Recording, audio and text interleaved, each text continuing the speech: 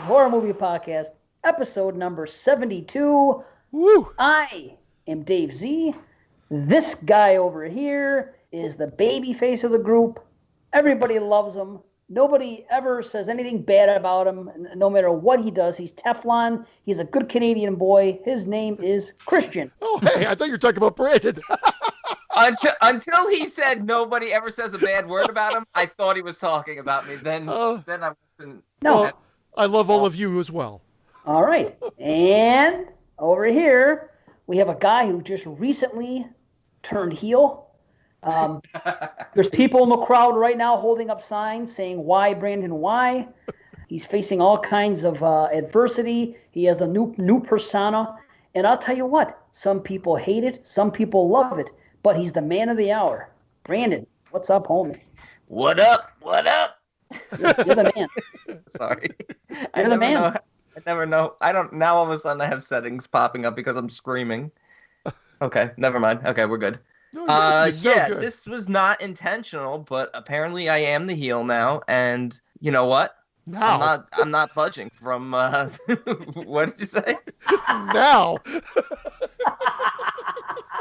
It's a full heel turn now. We saw signs of it. You know what I mean? But it finally happened. Full heel productions. Yeah, it finally happened. It's like he came up and he gave me a jackknife powerbomb out of nowhere. You know what I mean? You know what? I've been spitting the truth for a long time and nobody's been listening. And now it's time for people to listen. If I have to crack a few heads, I got to crack a few heads. But people are going to start listening to me. Nice. I knew this was coming because he said not too long ago, you know what?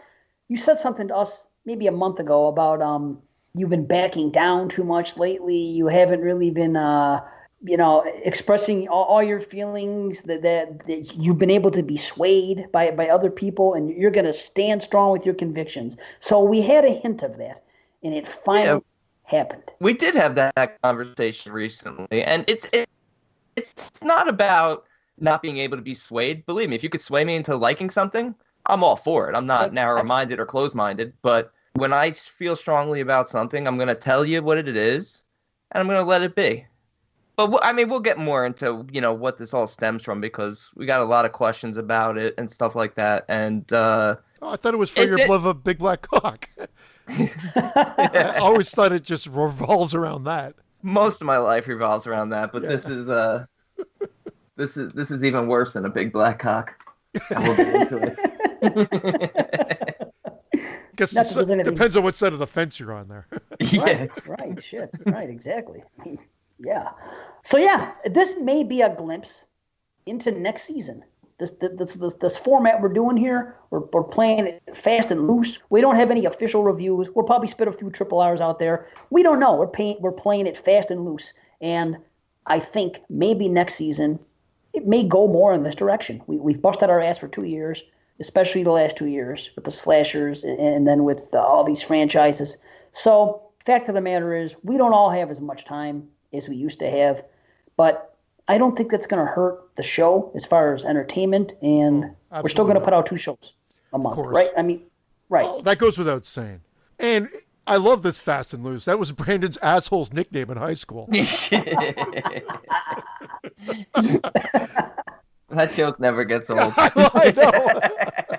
It really doesn't. I can't even manage it because it's such a good joke. I was like, Dave, stop talking so I can get this bad joke in. That's what we do, man. That's what we're going to be jumping in all day because I have so many notes that are just random. I'm just going to be, spouting off just to get my shit out there. You know what I mean? So here we are. I have no notes whatsoever. Oh, you know me. I got topics. I got this. I got that. I got notes. We got stuff on Facebook. I got shit. I got the Facebook post pulled up in case you wanted me to read that, but I got no notes. I was relying on you guys to spit out topic of discussion, and then boom, I'm there. Okay.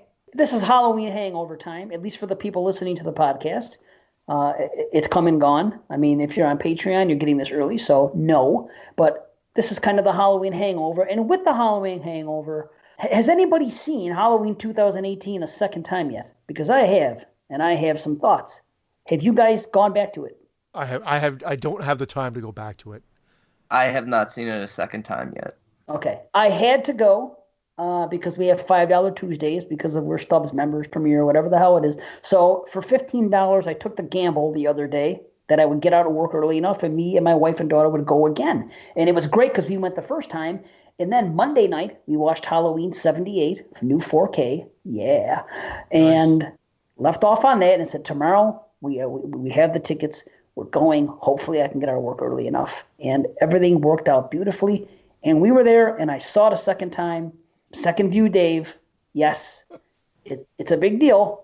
And it truly is, because seeing this a second time opened my eyes to so many things that I really want you guys to see it a second time. It's very important. Oh, man, I was hoping you were coming to my side after the second view. I will tell you this. I looked for every complaint that you had. I went in with that. You know what I'm saying? Because the first time it's more of an experience. You can only react to what you see on the screen.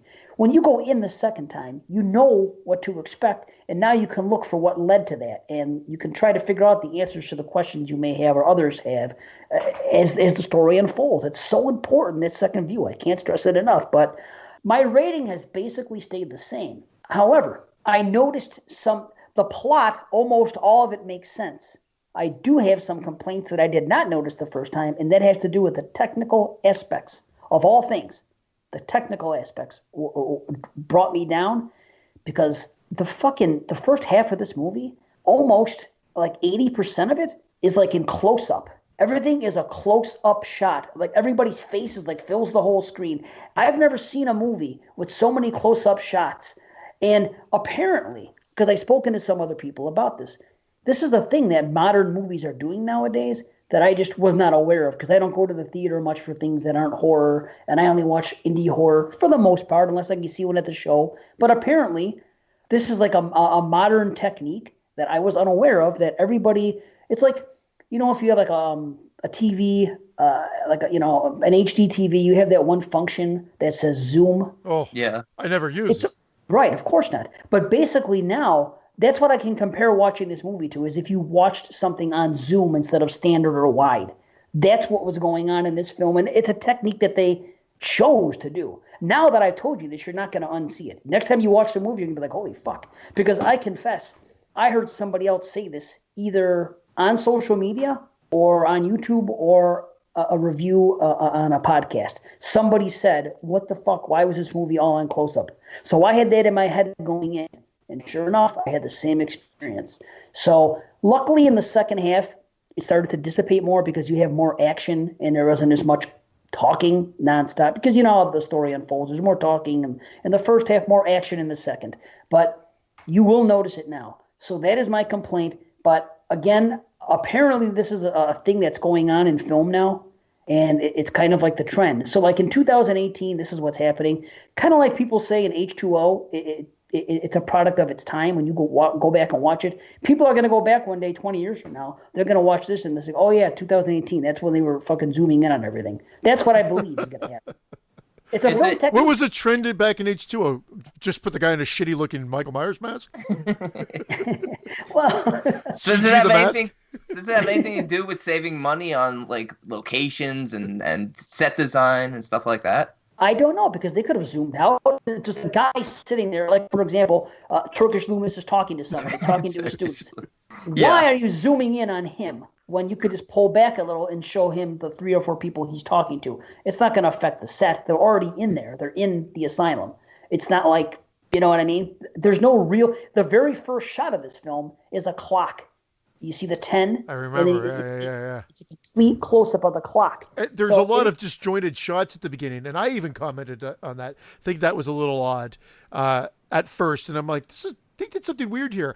They never tried to emulate the Dean Cundey cinematography. That may have been a conscious decision. Maybe they thought that was too dated. Maybe that's what some of the fanboys are missing, and that's what they're complaining about. I see what you're saying, Dave. I don't know if I take points away from it. Maybe it is a sign of the times. I did mention, I'm like, oh, this is being filmed, I call it the Clearasil shaky cam. I think that originated in Clearasil commercials for like Zits back in like the 90s, early 90s or whatever. And then it just ended up making its way into movies. I mean, it's a valid point. I'll have to do the Dave second view. I never me do a too. Christian second view. I always just do a Dave second view. The Christian second view doesn't work. Yeah. That's while watching. I do That's it watching nude. it while bleaching your asshole. Yeah. So my legs are up. Uh-oh. Yeah. Oh, hey now, there you go. Spread eagle. Yeah. No, promise you. it's a shame too Toothbrush. because the extreme close-ups hurt it even more because we already knew what a shitty character Turkish Loomis was. They didn't have to get extra close to show you how extra shitty he was. Okay, let's talk about Turkish Loomis. Everything that happened, now when we see that twist, there are signs throughout the whole fucking thing leading up to it. Now it's like, oh, holy fuck, how did I not see this the first time? It's one of those things. It unfolds perfectly. Turkish Loomis comes in and he says that Michael's seen like 50 psychiatrists. And he says that I was an understudy of Loomis and you know, I lobbied very hard to take over for when Loomis was done. And, you know, so basically he's saying right away he has this strong interest in Michael. He says he's seen 50 psychiatrists besides me. And he goes, and Loomis is the only one that's been able to see him in the wild. Right off the bat, that's what he says. Yeah. You know what? I have no issue with the way that storyline played out. I didn't feel like it was completely out of left field so much as just ridiculous.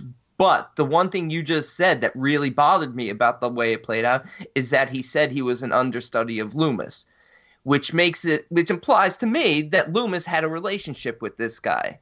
And for me to say that Loomis was not able to see what this guy would become, but understood Michael so well, but was not able to see what Sartain would eventually become, is almost like a diss on Loomis. Well, I don't think this guy himself knew what he was going to become until he stepped into their role. Once he got close to Michael, he became fascinated with his mind, what makes him tick. I get that, but I still just have a feeling that if it was to play out, like Loomis would still get a feeling like, I don't trust this guy. I'm not recommending him to be Michael's doctor. There's just something about him.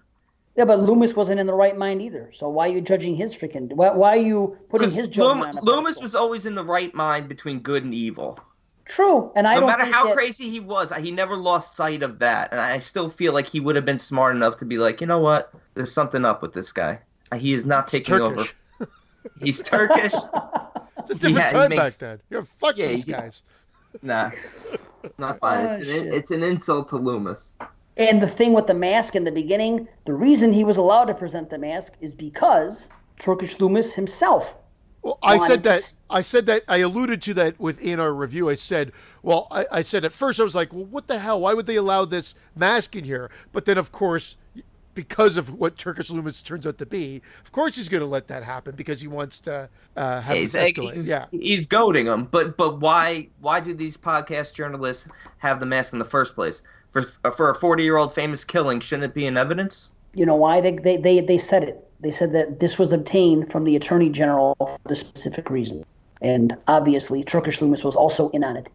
Turkish Loomis, wanted to see just as badly, more badly than anybody else, how Michael was going to react to this mask. So the Attorney General, they didn't talk to the Attorney General, they're podcasters. Turkish Loomis had some pull. He was talking about this. This is what's going on. So that's what happened. And then on top of that, the thing with the mask, everything about everybody being in those little things, locked up in those things, that makes sense. They're only allowed to be out there and you can only get so close, and they're chained. It's security. You know, they have to be that way.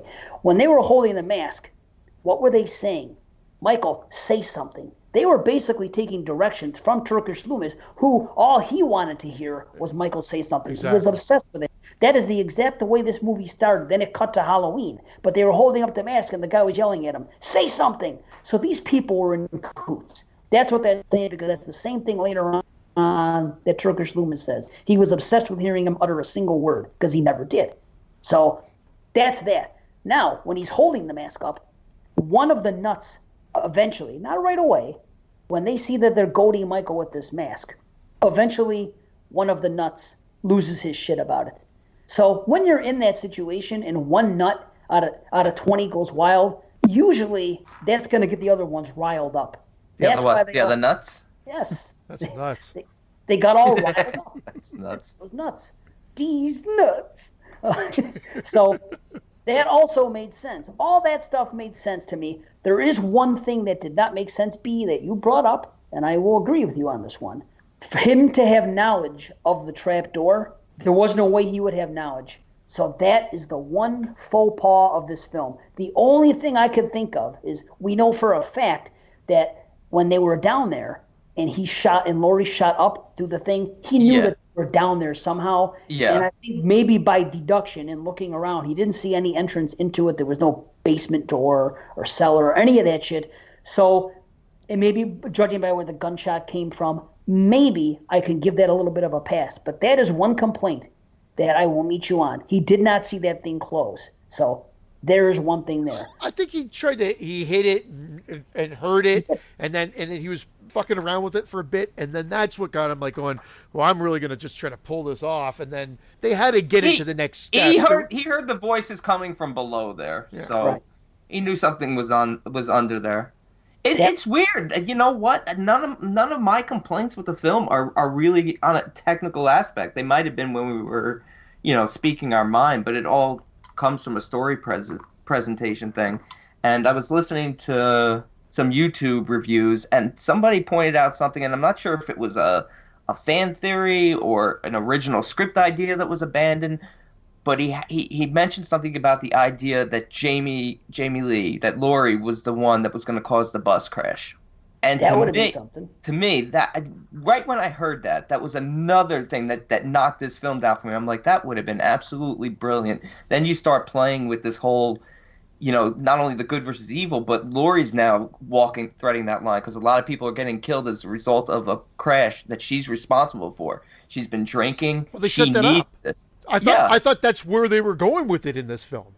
She was there watching it, and I'm like, oh my God, she's going to cause the accident. That was the thought that went through my head. I would have loved that if maybe she did. Well, we never do find out the reason. We assume Turkish Loomis unleashed him to kill. Another mistake. If Turkish Loomis did unleash him, he should have killed everyone, including Turkish Loomis, right then and there. Well, how many people can he kill at once? There's fucking. He should have killed. He killed every security guard, and all the patients are walking around uninjured. Another mistake I didn't like, and for me, the ultimate thing is one of the Strodes had to die in the end.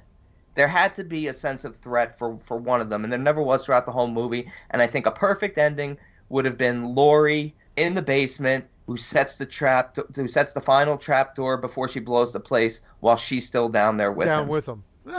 But then there would be no part 2, which we know is going to come. There absolutely could be a part 2, because you can still play off the granddaughter, which is fine, and you have a 40-year window, since this is ignoring all the sequels, to use flashbacks for Jamie Lee. I would have been okay with that. I don't care that it ended the way it did. I would have been okay with that, but I want to go back to you and Laurie causing the accident. Maybe in the next movie that will be revealed. That will be a plot reveal. So, that would be fucking great. I'll tell you what. I was talking to some friends of mine. Again, they didn't love it that much either. They liked it a little bit more than I did, but they didn't love it. But I even told one of my friends, I said, you know what's going to save this movie for me? I said, of course I'm going to buy it and I'm going to watch it again. It's going to be my collection because I own all the movies. But what's going to save it for me is how they do part 2. Well, I've heard a couple of rumors. Still, it's in Rumorville right now still. One, that Michael, of course, the whole house blows up and whatnot, but then he actually goes out the back and goes down this ravine and gets stuck in a hermit's place for a year. And it takes place 1 year later. And then Busta Rhymes happens to be in town. I think it's just a bird. Two very loose rumors.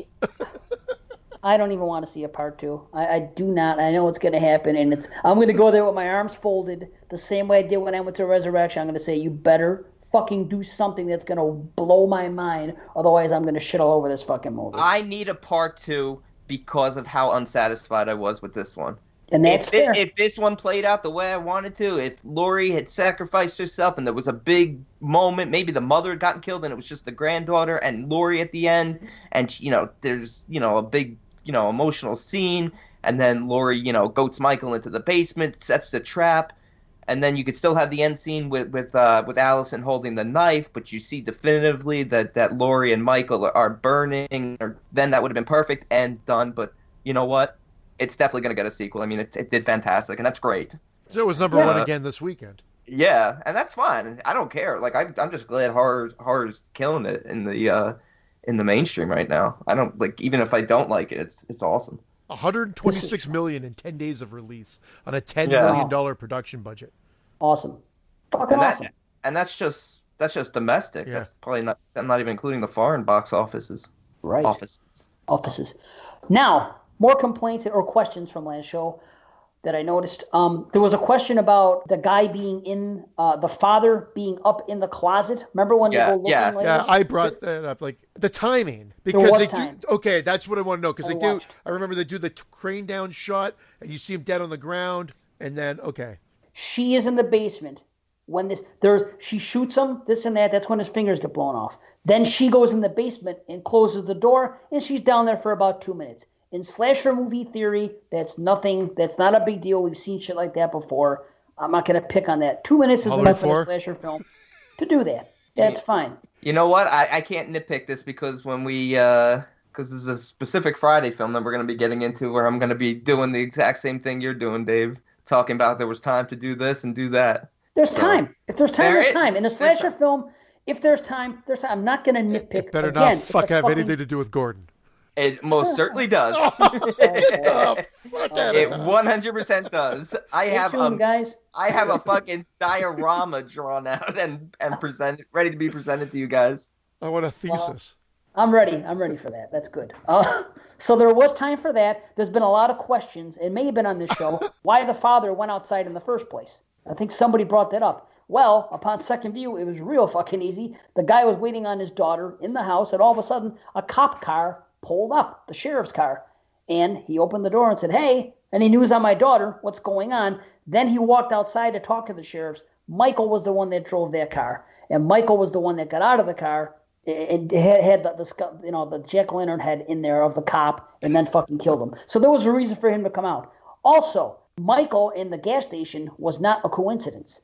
I noticed this time as I'm watching it that when the podcasters go to see Judith Myers in the cemetery, Michael was watching them. It was one of the few times when we actually seen him stalking, which was cool. So he was there watching them. So now he's aware of these people. Granted, it was happenstance that they were in the graveyard at the same time, but they both had their own reason to go there. So there they were. So he then follows them from the graveyard in the car that he stole when he choked the kid out. You know what I mean? Follow them to the gas station and then proceeded to do what he did. So that was not just slasher happenstance at the gas station. So if the podcasters hadn't gone to see Judith Myers, then there's a chance Michael would have had to kill in a completely different mask. Yes, or no mask at all. Yep. So they had to get the mask back. I mean, you got to write it in. So, but it did work. The equation is fine. It worked out that way. Brandon, there was not 74 pumpkins. There was 15 pumpkins on that fucking person. That's too many. That's 14 too many. I've seen that trick-or-treating myself. As a matter of fact, if I had the time now to do it, I'd be one of those people that had 15, 20 cool jack-o'-lanterns on my fucking thing. So it wasn't that obsessive. I was watching it waiting for it to look like that girl's house in Trick-or-Treat. You know, what's her name?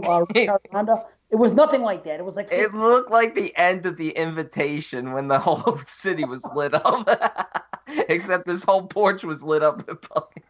Look, nitpicks. Again, that's fine, but I still just didn't like the presentation of this movie.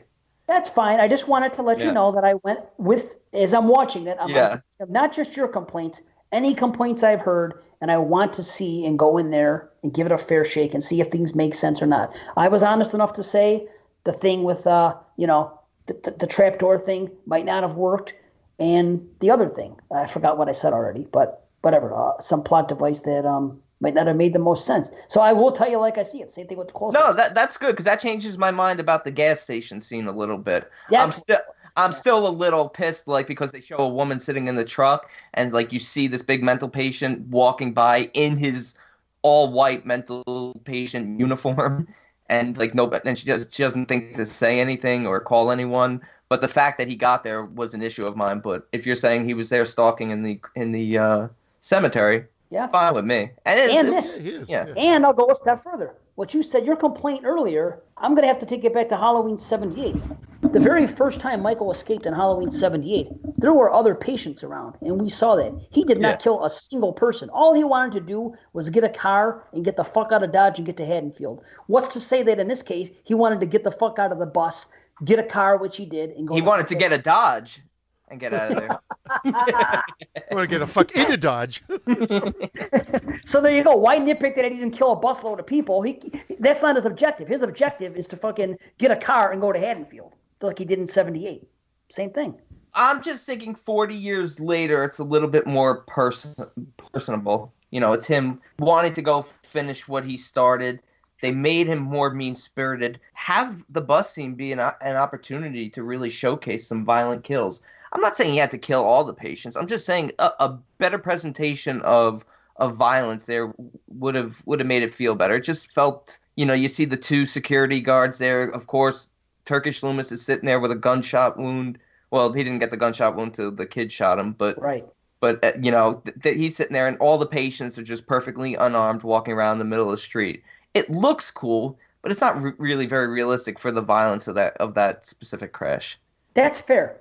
That's fair. That's your opinion. I don't care, but I see where you're coming from. It's a slight thing, but again, the Lori theory, when I heard that just really killed me, because that just would have been like ideal in my mind.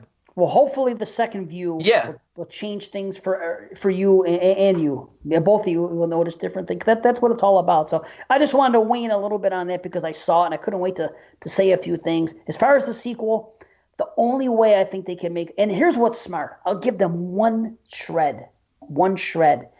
Lori could not stay. I was saying she would have to stay to watch this motherfucker burn. She's been obsessed for 40 years. She wants to see – there's no way she would leave. But I was forgetting that she was stabbed. She had to go to the hospital. They had to carry her out. So there's no time for that shit. Plus the place was burning. So I could see them saying, okay, let's take grandmother out. Go to the fucking hospital. Let's take now. Are you referring to everyone as grandmother now too? I don't have a living grandmother anymore, so I'm going to. Yes. I don't either, but I'm still going to refer to them as grandmother. That's the way to go. Just that's Little Red Riding Hood all day, grandmother. That's where that comes from, as far as I'm concerned. But whatever. No, that makes sense. But didn't you you know what? And it's mainly because you can see now 100%. I don't think anyone had a doubt that if this did well, there was going to be another one. They have to end it. Like, it's time. Like, not that I don't enjoy these franchises continuing on and on, but it's time to bring it to an end. It's I agree. This was the perfect time. This was the coda. This was perfect. But they missed the mark in terms of ending it. Yeah, I know. It's time to fucking end it.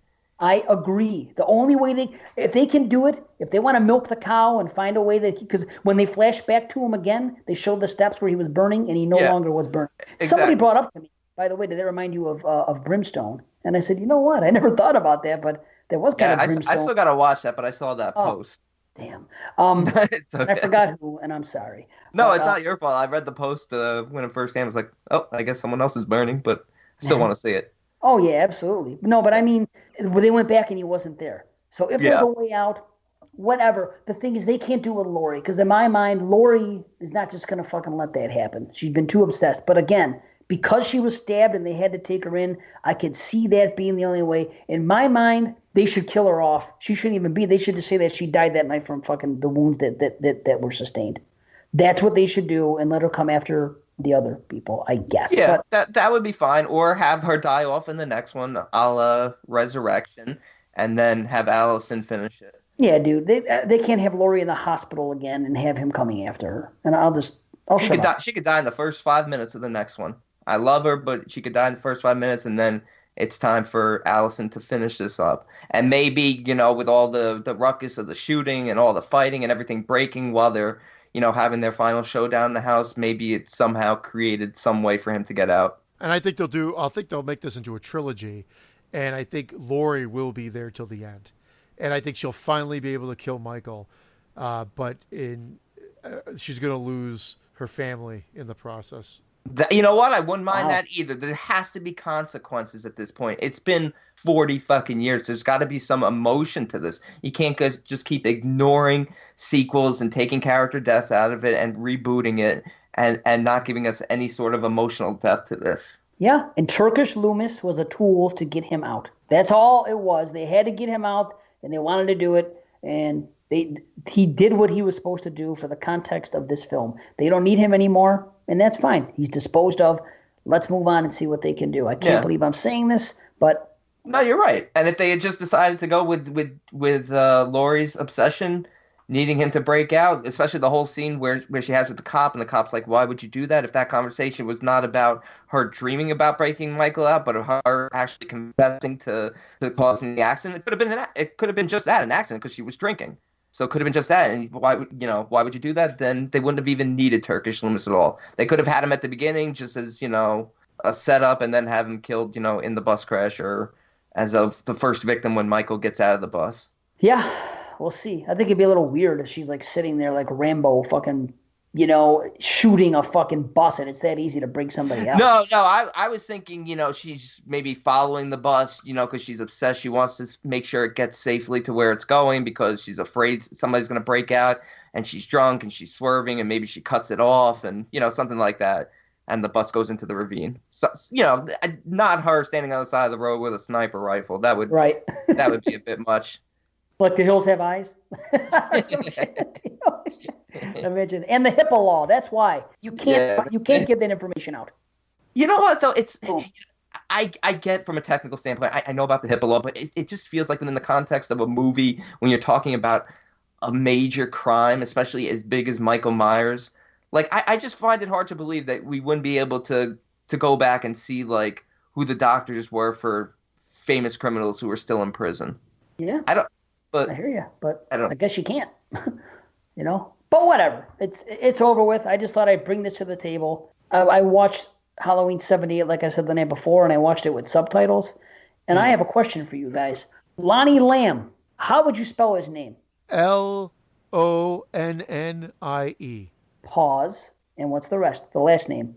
Lam. Okay. B, what do you think? Lonnielamb. Okay, you're both wrong. And I was wrong too. That's why I'm bringing it up. Lamb. His name is actually Lonnie Elam. Elamb is his last name. Oh, I was close. I had the B on the end. Lonnie Elam. Can you believe that's the fucking guy's name? Lonnie Elam. I always thought that was the same Lonnie? They should have brought Lonnie back. Yeah, it was the same Lonnie. It's Halloween 78. They talked about him 2 or 3 times. But they said it. They said his name, Lonnie and Lamb, in the new one, and that was the same Lonnie from the first one. Or didn't they just say Lonnie? Did they even say Lamb in the new one? So they just said Lonnie. It had nothing to do with the new one. I was just saying that I watched Halloween 78 the night before, and I had subs on, and I was bringing some levity to the situation and saying, "How do you spell Lonnie Lamb?" That's all. It had nothing to do with 70. It had nothing to do with 2018. I just. Oh, sorry. I thought. Yeah, I was saying because they bring up Lonnie a couple of times in 2018. They just assumed it was that guy. Maybe it is. Well, wasn't that a reference to being the kid's father, the boyfriend's father? I think so. Oh, so that has no connection with this Lonnie, or we don't know? Well, I have no idea. I didn't write the fucking film. I mean, in a roundabout way, I think that's what the implication was because they said this Lonnie. What they're setting it up that Lonnie Elam is the real killer? Yeah. Imagine that. I got my ass away from that, and I grabbed a knife. And the next one, they should all be wearing the 3 silver shamrock masks. Michael Myers, Lonnie, and Ben Tramer. Each of them wears a silver shamrock mask. And they're the 3 killers. Well, I'll tell you what. That mask is fucking burned. So if they come back again, and that mask's not... I don't know. Maybe he should wear a silver shamrock mask. That'd be awesome. Imagine that. He's got a fucking... a jack-o'-lantern. Oh, that'd be amazing. I don't know. Maybe he should have some burn on him at least. Right. You would think. You would hope. But the mask did look good. At least the mask looked good. It did. No one mentioned that. The mask. Yeah. We didn't talk about the mask. To me, it might be the second best mask after the original. Looks good. I know. The look of Michael looked fucking very good. Yeah. Man. I could agree with that. Yeah, sure. And it's just a slasher. Here's what I can't get over the fact that people are complaining about all the nods to all the other movies. Complaining. They put that stuff in specifically so fucking horror geeks like us can look at it and be happy. Could you imagine watching that and saying, "Oh, that's fucking... How do you have that again? Just like Halloween 2. How do you do this? Why do you do... Are you kidding me?" I think they were a little heavy-handed with the nods, but I think it was more so, we're going to ignore every sequel, yet every nod is going to be to one of the sequels, especially part 2. Yeah, but that's love because part 2 is the one that skipped the most, that people are going to complain about the most. So if we're gonna be so bold as to skip them, let's at least still acknowledge them. I think that comes from a place of love. They didn't have to do that. They could have just been completely done whatever they wanted. But I mean, they did that as a service, as fan service for us. We should embrace it, not hate it. I don't get that. I just want to tell them, for fan service next time, focus a little less on the Easter eggs and a little bit more on the writing. That's okay. That's okay. I'm such a heel. No, that's your opinion. That's not even a heel. Yeah. And notice, and that's another thing. Look, I mean, I love everybody for the most part. I mean, I feel like 100% of everyone's feedback or reaction to my dislike of the movie was purely joking around, and I really hope it was, because as much as people were, coming at me saying, "Oh, how could you not like it?" I never once said anything. "Oh, how could you like it?" Wow. We had some drama on the group page, and you were the least of it, so it's okay. Yeah, but I noticed it stemmed from other people saying they didn't like it, and you know what? It's okay not to like it. Fuck yeah. What was that dude's name? Fuck talking about this movie. This is becoming as long as a review now. Wasn't it Lonnie? No, it was. If we're gonna bring it out, it was Carlton. Lonnie, yeah. Yeah, Carlton. He got fucking real. The Fresh Prince guy. Yeah, it was him. It's not unusual. I was just gonna say, it's not unusual for Carlton to get a little out of hand. No, his big beef is that he really despised the fact that they did not make them brother and sister. And that's his opinion. I mean, I was waiting and waiting and waiting for them not to be brother and sister, and I was thrilled about it. But that's fine. He liked it. He insisted that was a part of part one, that Carpenter, it was his vision in the first place, and Carlton, and that Carpenter is full of shit, that was his implication because he put Judith Meyer's headstone there. And that's neither here nor there. The issue was that when people were saying something nice about it, he was jumping in and not attacking, but giving them shit for liking the film and saying, how could you like it when this, and this? And because we're a pretty fucking cool group page, he basically had 2 strikes, and that was the end of it. Never had a third strike, came back the next day, and he was cool. He was pretty apologetic, yeah. I think afterwards. He never gave us a problem before that, and he hasn't given us a problem since.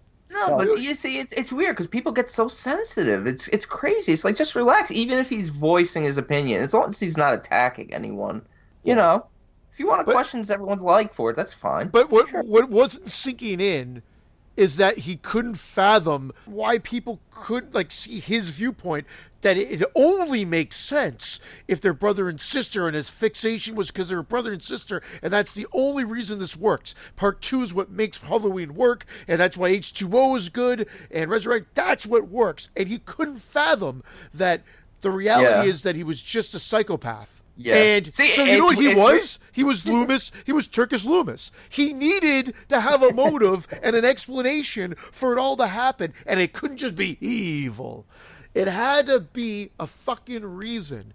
And the reason is what ended up, well, for some people other than for the Carlton, killed the series. And it's why Halloween 2 wasn't... I like Halloween 2. Personally, I like Halloween 2. We just went through the whole damn series.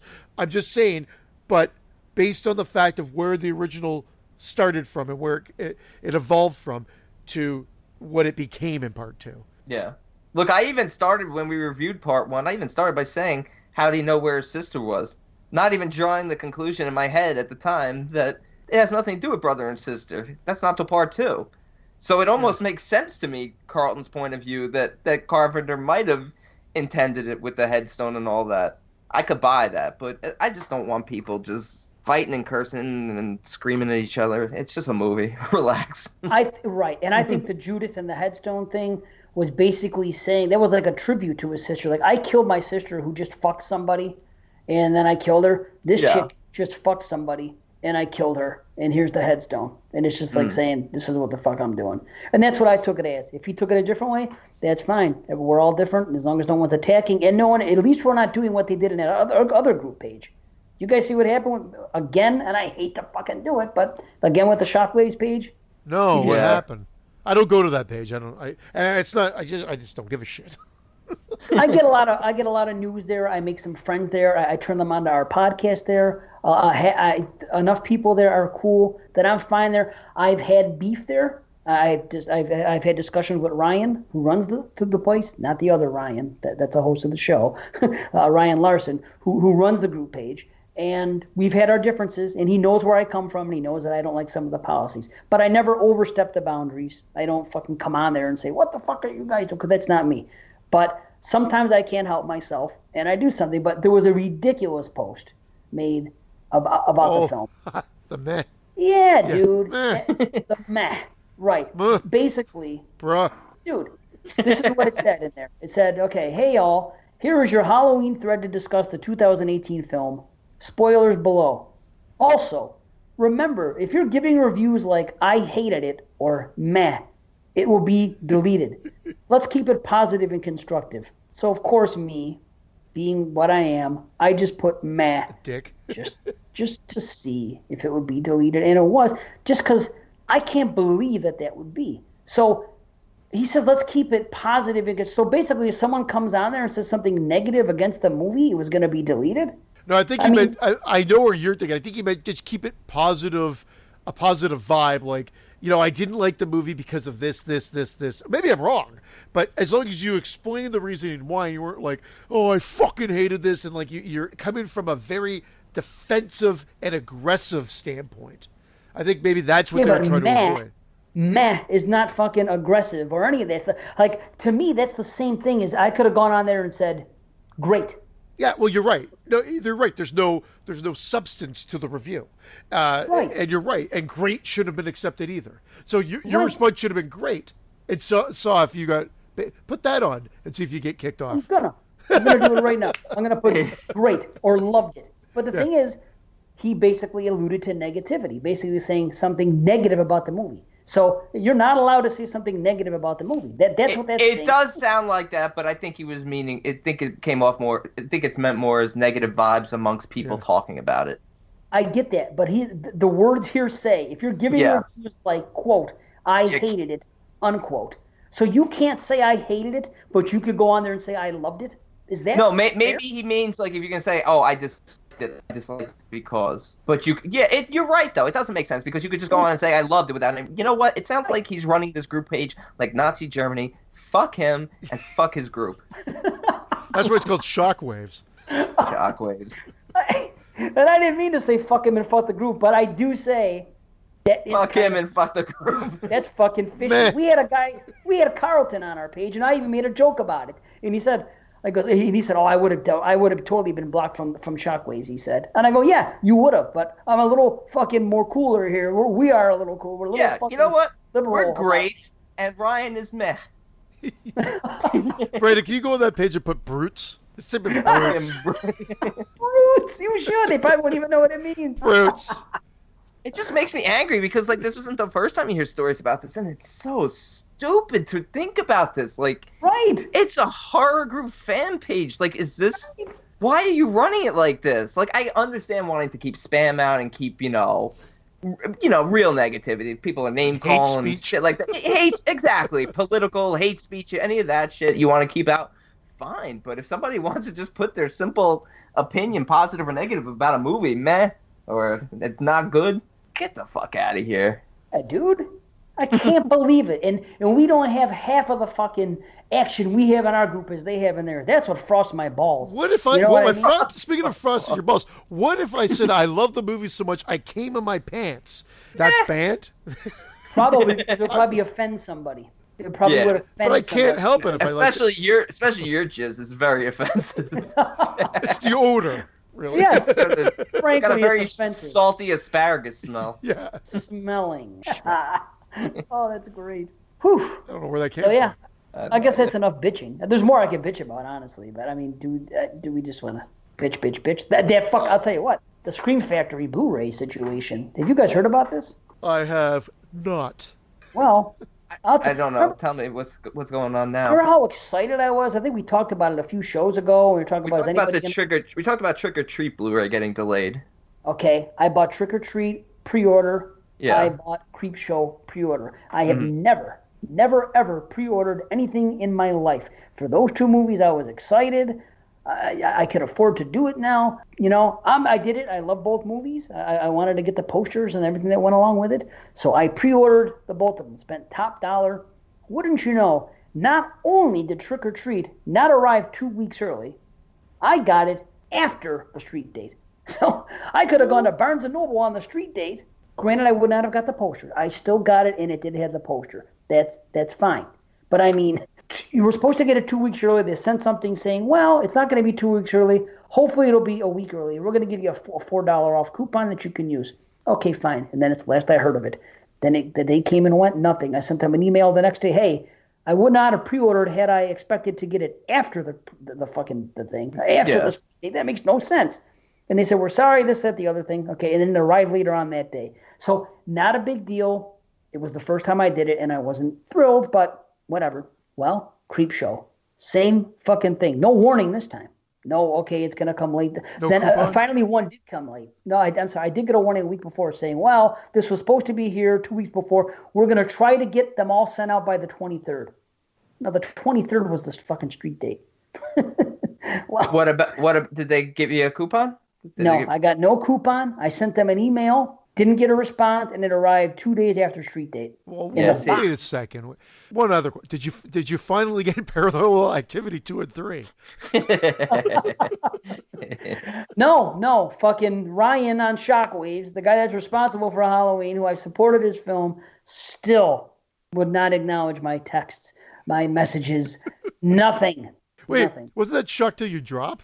Yes, but now he's on. Oh, he is he the one who's banning the posts? No, that's Ryan Larson. That's no. This is too Ryan. Many fucking Ryans. There's two fucking Ryans. Yeah, you know what I think of the name Ryan? You know what I think of the name Ryan? Ryan Turek. Meh. Ryan Turek is the guy who used to be on the one on the show. Yeah, he's on Shockwaves full time and whatever. And he's part of Blumhouse, as they all are. And he was one of the executive producers, I believe. That was his role on Halloween. So, yeah. Anyway, how did we get on his fucking ass? So that's what Scream Factory. Unbelievable. I still can't believe that happened. I still can't believe that us, a fucking people that don't have any money, are willing to ship things out to anybody around the world that wins a contest, right? We'll go out and we'll spend the money and buy the damn Blu-ray and send it out to you. But Shock Till You Drop and Ryan say, oh, well, sorry, but the people that were supposed to send us those DVDs never did. So you're shit out of luck. Instead of them going out and paying fucking $20 out of pocket for someone that won a contest to satisfy a customer or someone that goes on their website and their Facebook page, guess you're not getting shit, buddy. What an ass. Here. Right. Oh, that's I have a feeling we're not going to be on the Shockwaves podcast site anytime soon. Well, I'm not saying anything that isn't true, and I really like Ulrich and Becca on the show, and I listen to the show. I like what we watch, and they do that. They're fine. You know what I mean? My only beef was with Ryan, and the way Ryan Turek, the host, not the guy. Granted, I'm not crazy about the way Larson runs the page, but he's still a friend with me. It's still okay. Like you said, you run your page the way you want to run yours. We're gonna run ours the way we want to run ours, and that's fine. There's nothing wrong with that. So that is. I don't like him. You might be friends with him, but I don't like him. That's fine. I'm with Brandon. I like Elric though. He's the one who likes Possession, right? Yeah, he's cool as fuck. Yeah, I like Possession. Christian hates him now. What a douche. No, I was cool as fuck. I'm kidding. I don't even know him. No, he's really cool. Yeah, October 9th, there was a Scream Factory sale. So I took that $4 that they sent to me, and I gave them more business because they had a sale. Remember everything was Shocktober or whatever the hell. So I bought Lady in White, and then I bought the Tales from the Crypt Vault of Horror 2-pack. And so I ordered that October 9th. Haven't heard one fucking word about shipping. Nothing. Not a thing. They're never coming. And I mentioned it when I sent that email about Creepshow. I said, listen, first Trick or Treat and now Creepshow. October 9th, I placed an order. I heard nothing from you people. Nothing. Still nothing.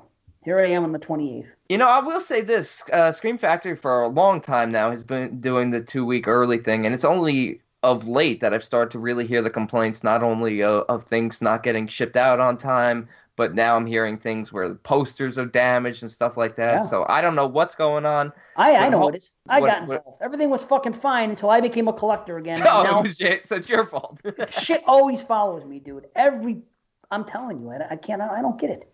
They need to do right, though, by their customers. Every single fuck-up they need to do right by. They should have given you another $4 off. It's only the right thing to do. They got to replace these posters for people who are saying they're damaged. That's the reason why people pre-ordered this stuff. not only to get it 2 weeks early, they want the posters, they want the lithographs, whatever comes with it. This shit ain't cheap.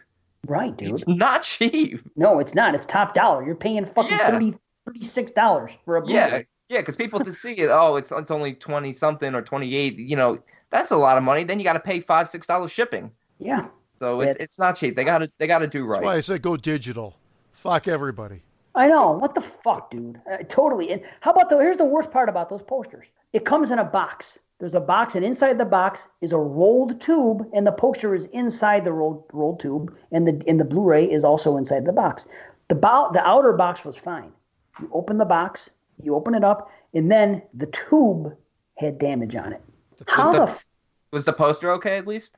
It ended up being okay, but because I know how to fish them out, because I'm an avid poster collector now, I'm picturing you with a fishing rod like 100 yards back, actually fishing out the poster. I had to use a wrench. I had to use a wrench to pull it apart a certain way, like layer by layer, and then slowly put my hand in there and like bring it out a certain way. But it could have easily been damaged to a novice. But the thing is, why would the tube be damaged? That happened in the factory, obviously, because it's put in a box, which is freaking pristine. That's the guy who put your tube in the box was the guy who was answering all your emails. He's like, this fucking guy's going to keep emailing me, and he fucking threw a knee right onto your tube. Fuck him. That's what he did, They should make it like, do you guys have like the Pillsbury? Yeah, you guys have Pillsbury dough, where like you just twist the thing, and that's how it should open up. The poster pops out. That's what I do with the wrench. That's how I end up having to do it. Perfect comparison. It's like the Pillsbury thing. That's how I have to do it, though. Did you make delicious Cinnabons with it? I don't know. Maybe that guy stuck his dick in there while he was at it. That's it. Fuck him. I'll give him second view. It's fucking prick in his podcast. That's a good title for a show, a prick in his podcast. That should be Jeremy's solo cast. Yeah. Because he loves the boy and his dog. A prick in his podcast. A prick in his podcast. Oh, wow. Speaking of that. Oh, that should be called Millennium Norman Bates. No, actually, did you guys see? I'll go to something positive now. Did you guys see the thing that I posted in the page about the back to trick or treat, but the trick or treat stuff that was given to me? Yes. Oh, that was awesome. That was awesome. Did you see that shit? Yeah, I did see it. And why don't we plug that podcast again? That's why I said podcast, yes. Basically, I met this guy, his podcast. Now, he isn't like straight horror, you know what I mean? But it's called Two Strangers, One Podcast. And he's one of the hosts. His name is Michael Cologne. And he lives in Rochester. I live in Buffalo, not too far away. Hey. And he saw that I posted something once for Trick or Treat. He said, hey, I happen to have these things here. I work at I forgot a printing factory. I forgot what it was. Production something or other, merchandising. He worked somewhere where he saw that they had all this trick or treat stuff that was, from the movie Trick or Treat, because you recognize Sal when I put up the picture. Sam. Sal. So he recognized him. He goes, okay, this is something. And they were going to throw it on. He goes, wait a minute. He goes, I think people like that. So we hung on to it. And then when he saw me put the picture up, he said, hey, wait a minute. He reached out to me. He goes, hey, are you interested in this stuff? I can get it to you. I said, yeah. He turns out he just so happens to live in Rochester. And one of my routes that I drive goes there. So we talked a few times. We were finally able to get together. I went to his place. He brought him out to me, and he had all these cool-ass In my head, that's where it was going. I pulled it out and I sucked his sow.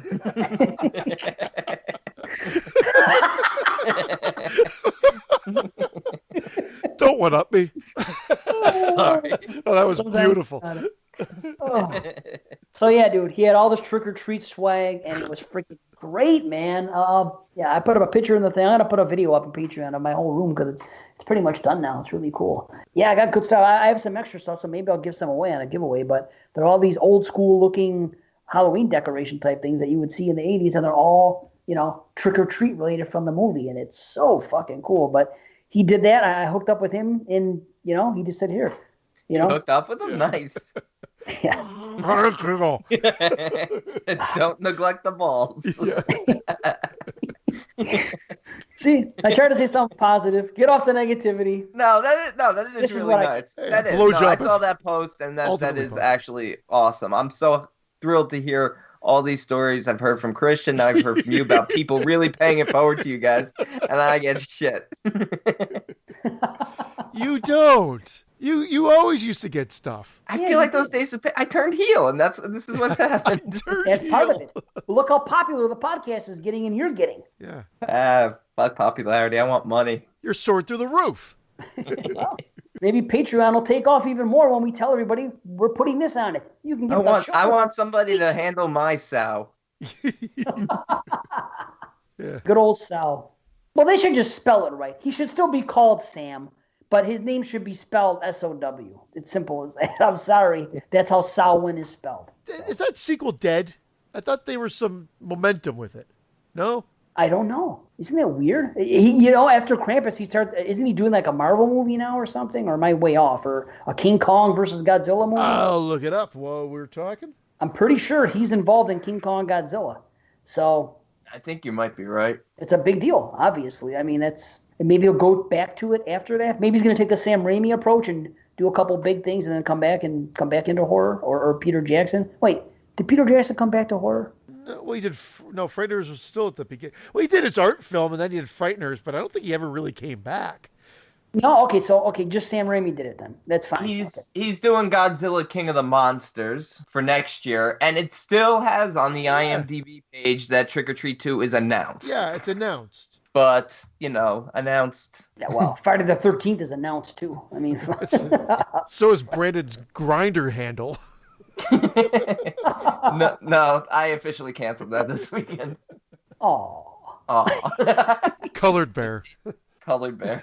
Colored Bear, ladies and gentlemen. And again, I'm going to blast some shit out here because as long as I'm talking about podcasts, I'm going to do some quick recommendations. First of all, I'm going to talk about something on the Horophilia Network because I listened to that, and I know for a fact that Christian did too because I think he said something on the page.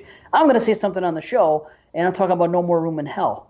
And that is, Evil Episodes had to sadly disband, and I completely get why, because people don't watch horror TV shows on the week-by-week thing anymore.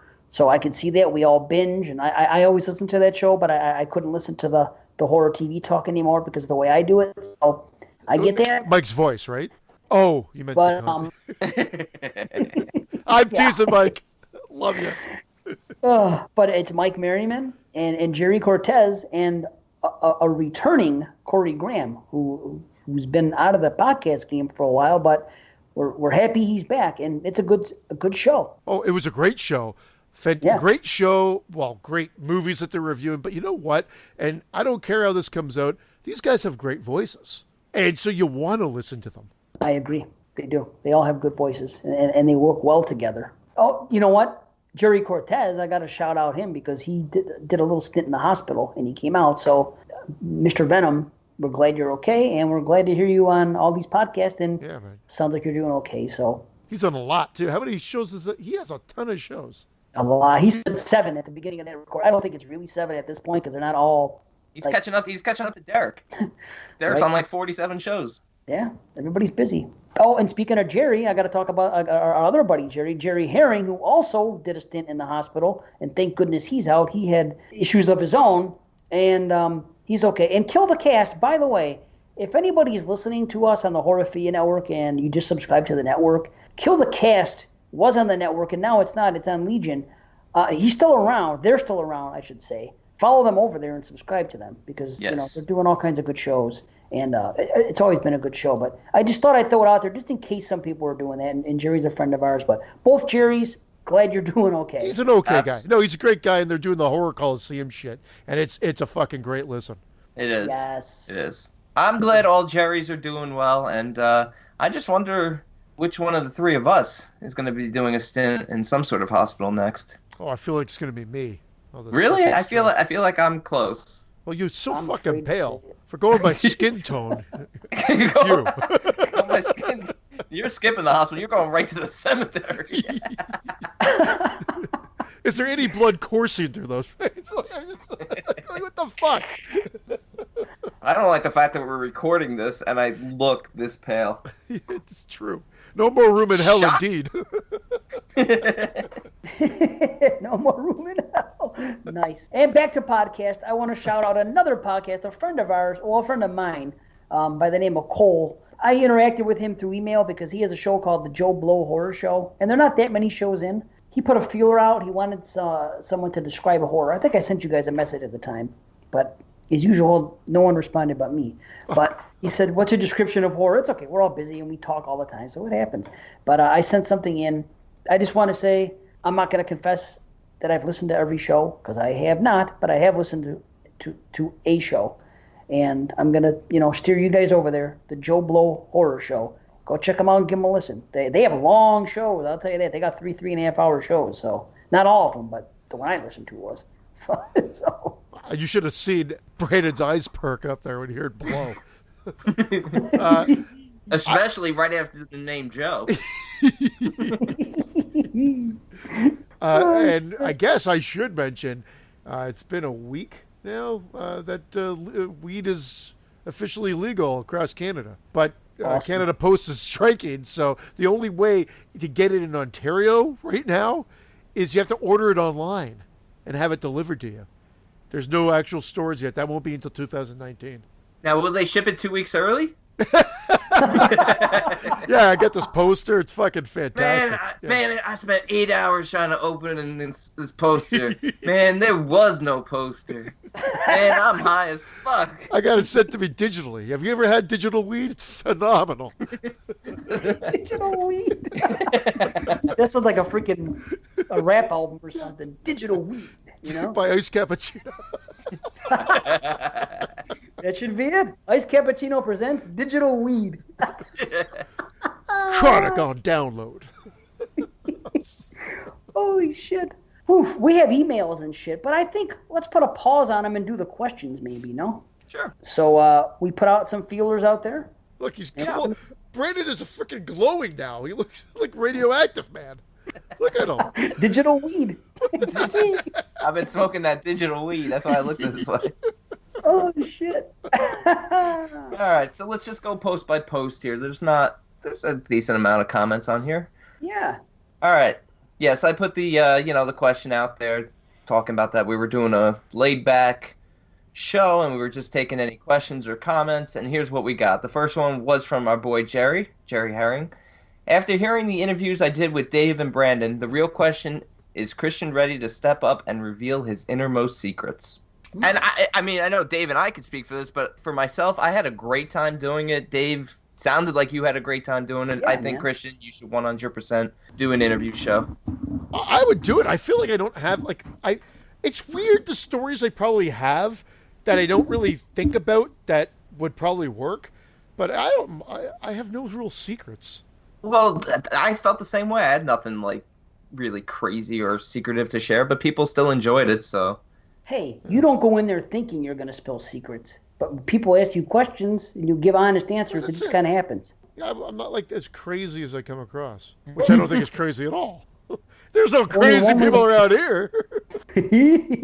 Sorry. Although Christian did appear on Friends to the End with Paul Stevenson. Yes, I did. Yeah, so how much more do you really need to know about me? I don't like anal. Done. Interview over.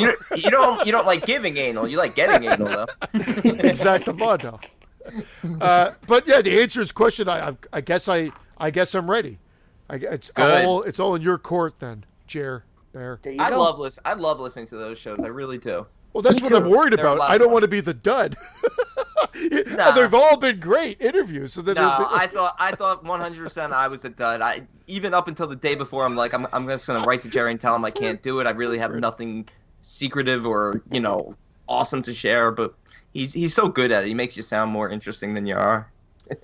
Well, you never did tell that story about you trying to blow yourself too, which I thought you would have opened with. You bastard! Yeah. You scum. All right, Andrew Schroyer. Any reason you guys lied on your H2O review? Andrew, I'm going to answer this first. I know you love that film. I know it's in your top 10. I think ranked very high up. Man, power to you. Like I said, I questioned my leg for it when I saw it originally. It's not aged well. I actually do not like it. I think Resurrection's the worst, and that one kind of hovers right above it personally, and The Mask is atrocious. That's my thought process, man. I can't beat you on that one, but I'm glad you love it. Yeah, I'll agree with that. I mean, I liked it, I think, a little bit more than you did, Christian, but Not to the extent Andrew does. So Hey, to each his whatever. own.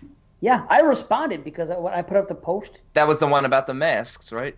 Well, not that, there was another thing where I put up the post when the new show dropped. Oh, okay. I put it in Woodsboro. Basically, I haven't been sharing the show lately like I used to, but this time I did because it was Halloween 2018, and we were like, the first review out there that I was aware of, so I wanted to get it out there, hoping, you know what I mean? Anybody in the history of the internet, our show is the first. Yes, first podcast. Yes, Halloween 2018. We got that shit right out like Saturday, and the movie came out Thursday and Friday. So we got on it. So I did promote that more than I usually promote our shows in the Facebook group pages. So I did it there, and he listens anyway. But he responded. He said something about it, and I said, "Hey," I said, "I was the highest on it, if you remember." And I said something about the thing. He said something that. I said that there was no stalking or suspense in it, and he said I lied about that, or that was his issue. And I said, well, the thing is, I look for that stalking stuff, and I say the word stalking, but I think the word I really intend to use is lurking. When you see him in the back, Yes. lurking from afar, I still consider that stalking, but stalking could also be when Michael is chasing Laurie through the hallway. That's stalking, is it not? When you're stalking someone? What if he's wearing stockings? Knee highs. Yeah, Silk stockings. Yeah. Might as well have been. That would have taken my fucking attention away from his mask. Hey, Mike, nice stockings. What are you going to do? I said what I had. The next one will be set on Christmas. There'll be Christmas stockings. All right, I'm done with this stuff. All righty. All right, Don and Nelly, which franchise would you be most comfortable with a complete reboot, and which would you not want to see get rebooted? I think you meant to write rebooted. Rebooted. Oh, for sure, Friday the 13th, man. I still think they need to do a proper one. I'm totally down with some of the rumors we've been hearing lately. I don't know what is up, what is officially happening. It sounds like Victor Miller is going to continue, so that to me seems like it would be a total Friday the 13th Part 1 remake. But I'm totally cool with the total reboot. I've always said there should be a new trilogy. And I think with this Halloween business happening, I really hope him and Sean Cunningham will just kiss, make up, and give us what we want. What I want anyway. Oh, that'd be cool. I was thinking about some of like the shittier franchises that really just need to start over. Stuff like Amityville could use a complete total reboot. Texas Chainsaw, I loved what Leatherface did. I would like to see it continue from there and continue on. I really enjoyed Leatherface. I would love to see that reboot kind of take form. I know it's a prequel, but they could just build off of that. I agree with you on Friday. For ones I would not want to see, even though I didn't love the last film, I don't think they need to reboot Saw. I don't think they need to reboot Scream. I don't think they need to reboot some of the newer stuff. Tremors, I don't think they need to reboot. All good answers, man. Actually, Yeah. I think I'd agree, because I didn't say which one I wouldn't want to see, but I have really no interest to see another Scream. And if they did, they could just continue. It wouldn't have to be a reboot. Well, they already have with the TV show. That's already a reboot. Nah, that's true. I wasn't even Yeah. thinking about TV shows. Everything's a goddamn reboot nowadays. It seems like they can't come up with a new idea, so it's kind of a reboot. Even this Halloween 2018 is more or less a reboot. Yes, of course, Yeah. they're using the it's a sequel, but it's there to launch relaunch the series. Let's face it. Yeah. I'm going to disagree. Hellraiser, also another one that could be rebooted. What are you disagreeing with, you? Yeah, what's going on here? There's very few things I want to see rebooted. I'm pretty much happy with most of what I don't see the need for reboots so much. I definitely don't want to see Friday rebooted because I love Friday the way it is. One movie, fine. One movie. I don't want the series to be rebooted. Let Friday 1 through final chapter be what it is. I don't want anyone to try to improve on it or touch it or fuck with it. Well, they One already movie. did that. It's not going to hurt that series. You got It's the not gonna series. This is hurt what I always say. It'll It never doesn't be take as good though. Eh. It's impossible. It'll never be. Even Halloween 2018, which I enjoyed a lot, it can never be Halloween 78. It can't. So why continue on and make another and another and another?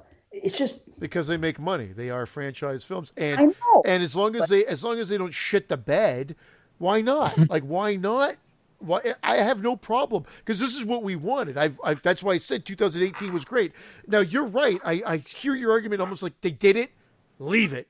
We got it, done. But I'm like I'll take another. I'm a glutton for punishment, I guess, because I would take another, and I want a Friday 13th. Yeah, but you know what happens. We've been through this. This is the year of the franchise. You see what happens with these franchises. One movie, fine. You know, Easter eggs and everything else, and do what Halloween 2018 did, and you enjoy it, great. But I don't want to see Friday the 13th and part 2 and part 3 and part. I just don't, because I'm happy where it is. But I'll say something here. Something that would be cool to be rebooted, just because they just made a movie this past year from that franchise, and it's unofficial because they're not hooked up with the originals. So this is kind of a standalone. But taking that and what we see them do in that movie, I wouldn't mind seeing the Puppet Master franchise rebooted. Right? Didn't we get that with the Littlest Reich? Yeah, but that's not really a reboot, is it? It's just one standalone film. Oh, I think they're definitely gonna continue on it because it's said to be continued. So I think they're gonna continue the storyline and maybe make it into like a trilogy or something. But I want started from scratch. You know what I say? Like Puppet Master 1, how we got the, you know what I mean? This thing, what they did with Toulon last time and changing the lineage is one thing. It's still an unofficial part of that franchise. I'd like to see Puppet Master 1, 2, 3 redone. A different thing with that type of film, though, where it's gory and it's fun and it's just, because you can definitely bit of a budget. And 2 colored bears. Yeah. 2 colored bears. Yes. Yep. Melt in your mouth, not in your hand. Yeah. Absolutely. I don't know. I think Amity and Hellraiser are the 2 that stand out most to me. Hellraiser be interesting, that's for sure. They have to cast Pinhead, which is a tough thing to do, but those have been downhill for a long time. And Amityville, I mean, now they just use the name. There's like 80 of them. I don't even think I've seen past like 3 or 4 of them. I hear you. But for the love that the first one and the second one gets, and even a few of the later sequels, go back to that and reboot it. Well, the remake gets a little love, and it'd be interesting. And I love Leatherface, man. I think it's a prequel. Yes, you could just build the whole story from there now.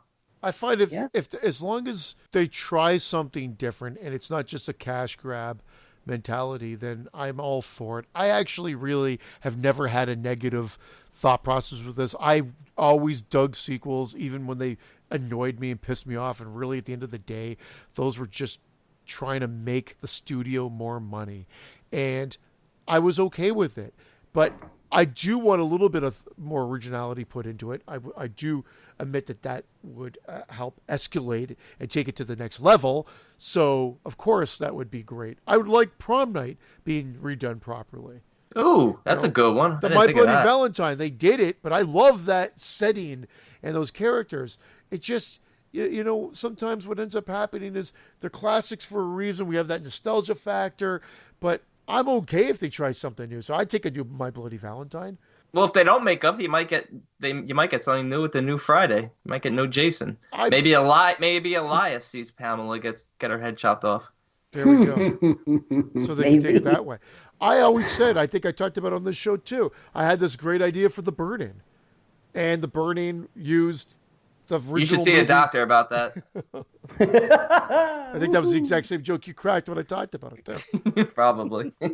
Where it plays with Alfred comes back, Jason Alexander. How the fuck not? They all come back. I hear you. That could be something. You know what? I just thought of something else. And coming from me, it might be a little surprising, but if this first one is good, I wouldn't mind seeing the Three Mothers done. If Suspiria comes out and it's great, and if they even touch at all upon the other 2 mothers and the lineage and them, I don't know what they're going to do in this film. I have no idea. But if they talk about them and how everything was formed, do another Inferno and another freaking third Mother of Tears. Mother of Tears, yeah. It'd be interesting. I actually am really looking forward to this remake. I am now, believe it or not. I've come around just because everything I've heard. I'm excited for it. I don't think. Do we see a lot of Italian remakes of recent in the last 10 years? No, I don't think so. And I'm just looking up at my calendar, my display here. The Toxic Avenger. It was supposed to get a big, huge Hollywood remake. You know how much I love the Toxic Avenger. I would love to see them. I would love to see them do that again. modernize it. I'm not saying Lloyd Kaufman has it. I love James Gunn. I think he was originally gonna be attached to that, and maybe he'll have to be now that he's not working on Guardians anymore. He can get Batista to be Toxie, since Batista wants to walk away from that'd be fantastic. Honestly, I'm down for that too. That'd be fantastic. Who's Cigar Face? Who would be the new Cigar Face? Now you're gonna find out why they call me Cigar Face. I don't think Clancy will take the money. Everyone says he's such an honest cop. Yeah. Don't you remember? Wasn't Schwarzenegger supposed to play the mayor or something? When they were going to remake it at one point? Fuck! For whatever reason, that does sound familiar. Yeah. But this time, Julie and Wanda get it, and they get it bad. Oh, yes. They get it all right. Nice. Yeah, that'd be cool. That'd be cool. You know, I got to jump into this. Because you said prom night, that reminded me. We actually got a few responses on Twitter. I can't believe it because we never do. But I put the same question that Brandon did, if anybody had some questions. I'm going to ask, there's 3 of them here. No More Room in Hell, Speak of the Devil. They asked us, are any of you checking out Haunting of Hill House yet? Not yet, but I will. Not yet, not this time of year. It's 2 movie time. It's October still. I just cannot at this point, but I plan on it. I never check out any horror TV, and I kick myself for it. But based on what everybody's raving and going on about, I think I will watch that with my wife. We gotta watch it. I mean, the 3 of us, we blow Flanagan more than anyone, so we definitely have to watch it at some point. No, you two blow Flanagan. I'm the one that liked Hush. I do not blow Flanagan. We'll get to it. You Joe blow Flanagan. You were blowing him until we saw, what was it? Not Dolores Claiborne. What was it last year? Gerald's Game. And then I was never blowing him. I said that all of his movies you're cupping his balls at least. Good. They're all around. They're what? What did you say? You're cupping his balls at the very least. No, I said the guy's never had a 9 or a 10. That's what I said. I said he's been very consistent in his films. That's all I said. But he's never completely had that amazing film. That all his films up until that one, and I feel like that one too. But I'm just saying they've all been good. I politely disagree with that. That's fine. Absentia is my favorite one still, his first film. And it was the lowest budget, and it just, I haven't seen that. I saw Absentia, though. An Absentia landlord? Yes. Okay. Bobby the Cynical on Twitter. What do you guys think of Prom Night 4? Is this a fucking realistic one? I used to love that movie in high school, of course. That was 19 years ago. Haven't seen it in a while. So guess what? After I put on Deadly Friend the other night, I put on Prom Night 4 because I wanted to start posting about it. Now, don't get me wrong. It was really late at night, and I did fall asleep about a half an hour in. But it's not that bad. I don't know why I like it. Maybe if I had to redo my list, would it be there? I'm not sure. Because when I realized what I've kicked out of it, that I've praised a little bit higher when talking on the show, I think Prom Night 4 ended up being like, I can't believe I hadn't seen it for so long, and I was enjoying it so much that I think it just trumped some of the other ones. But I can't believe how many people hate. That's what happened with me in H2O. Yeah, there you go. Same thing. I was like, oh wow, this is much better than I remembered it being. And then now going back since then, my last watch it went down a little more, so probably would not be number 50 now. So you know what the weird thing is? I'm still happy with the 50 I talked about, but there was one film that I excluded that I'm like, how did I leave this off after rewatching it again after the show? The New Blood. No, Girls Night Out. Yeah, well, that was on my list. I left it off because I didn't enjoy it as much when I was watching, and then I watched it again, and I'm like, this is really good. Why did I take this out? So I'd probably have to bump like Fatal Games or something. What do I always say? A movie's only as good as the last time you watched it. It really is. It is. My rating changes every time I watch a movie. We're gonna do that 50 slasher show every year.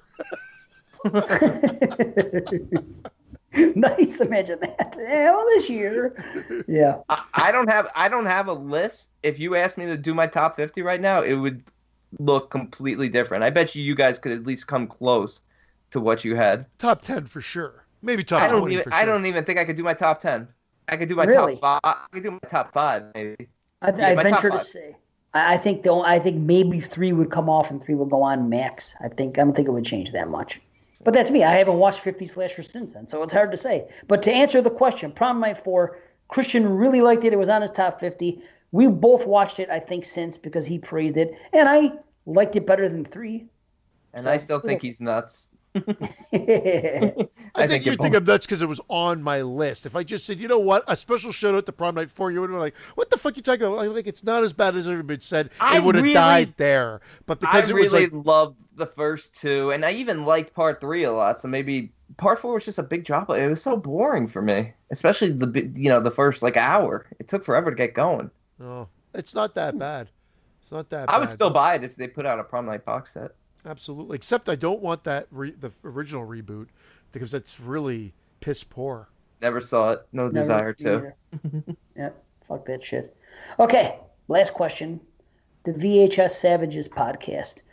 What movie started your love of horror? And if you could make your own movie, what would be the premise? Well, both of these questions. Yeah, we had comments like this on the post. So we're going to hold off on that and we'll answer them with our Facebook peeps so everybody gets answered when we get to them. So. And I think we answered it in episode 1, but True. Go back to episode 1. I'm going to tag all 3 of these people that questioned us on Facebook. we could do it quick. I don't want to be a jackass. When this show comes out on Twitter, I'm going to tag those people because they obviously haven't listened to all our shows. So maybe if they go in the back catalog, they'll get some answers. All right, Marco and Jonathan Wilhelm want to know if Dave would sing. They want to hear his take on Limp Bizkit's classic Break Stuff. Okay. There we go. Oh, shit. Okay. Remember, it's all about that he said, she said bullshit. You're right. I'll pick a chainsaw. What? I'll skin your ass raw. What? And if my day keeps going this way, I just might break your fucking face tonight. Give me something to break.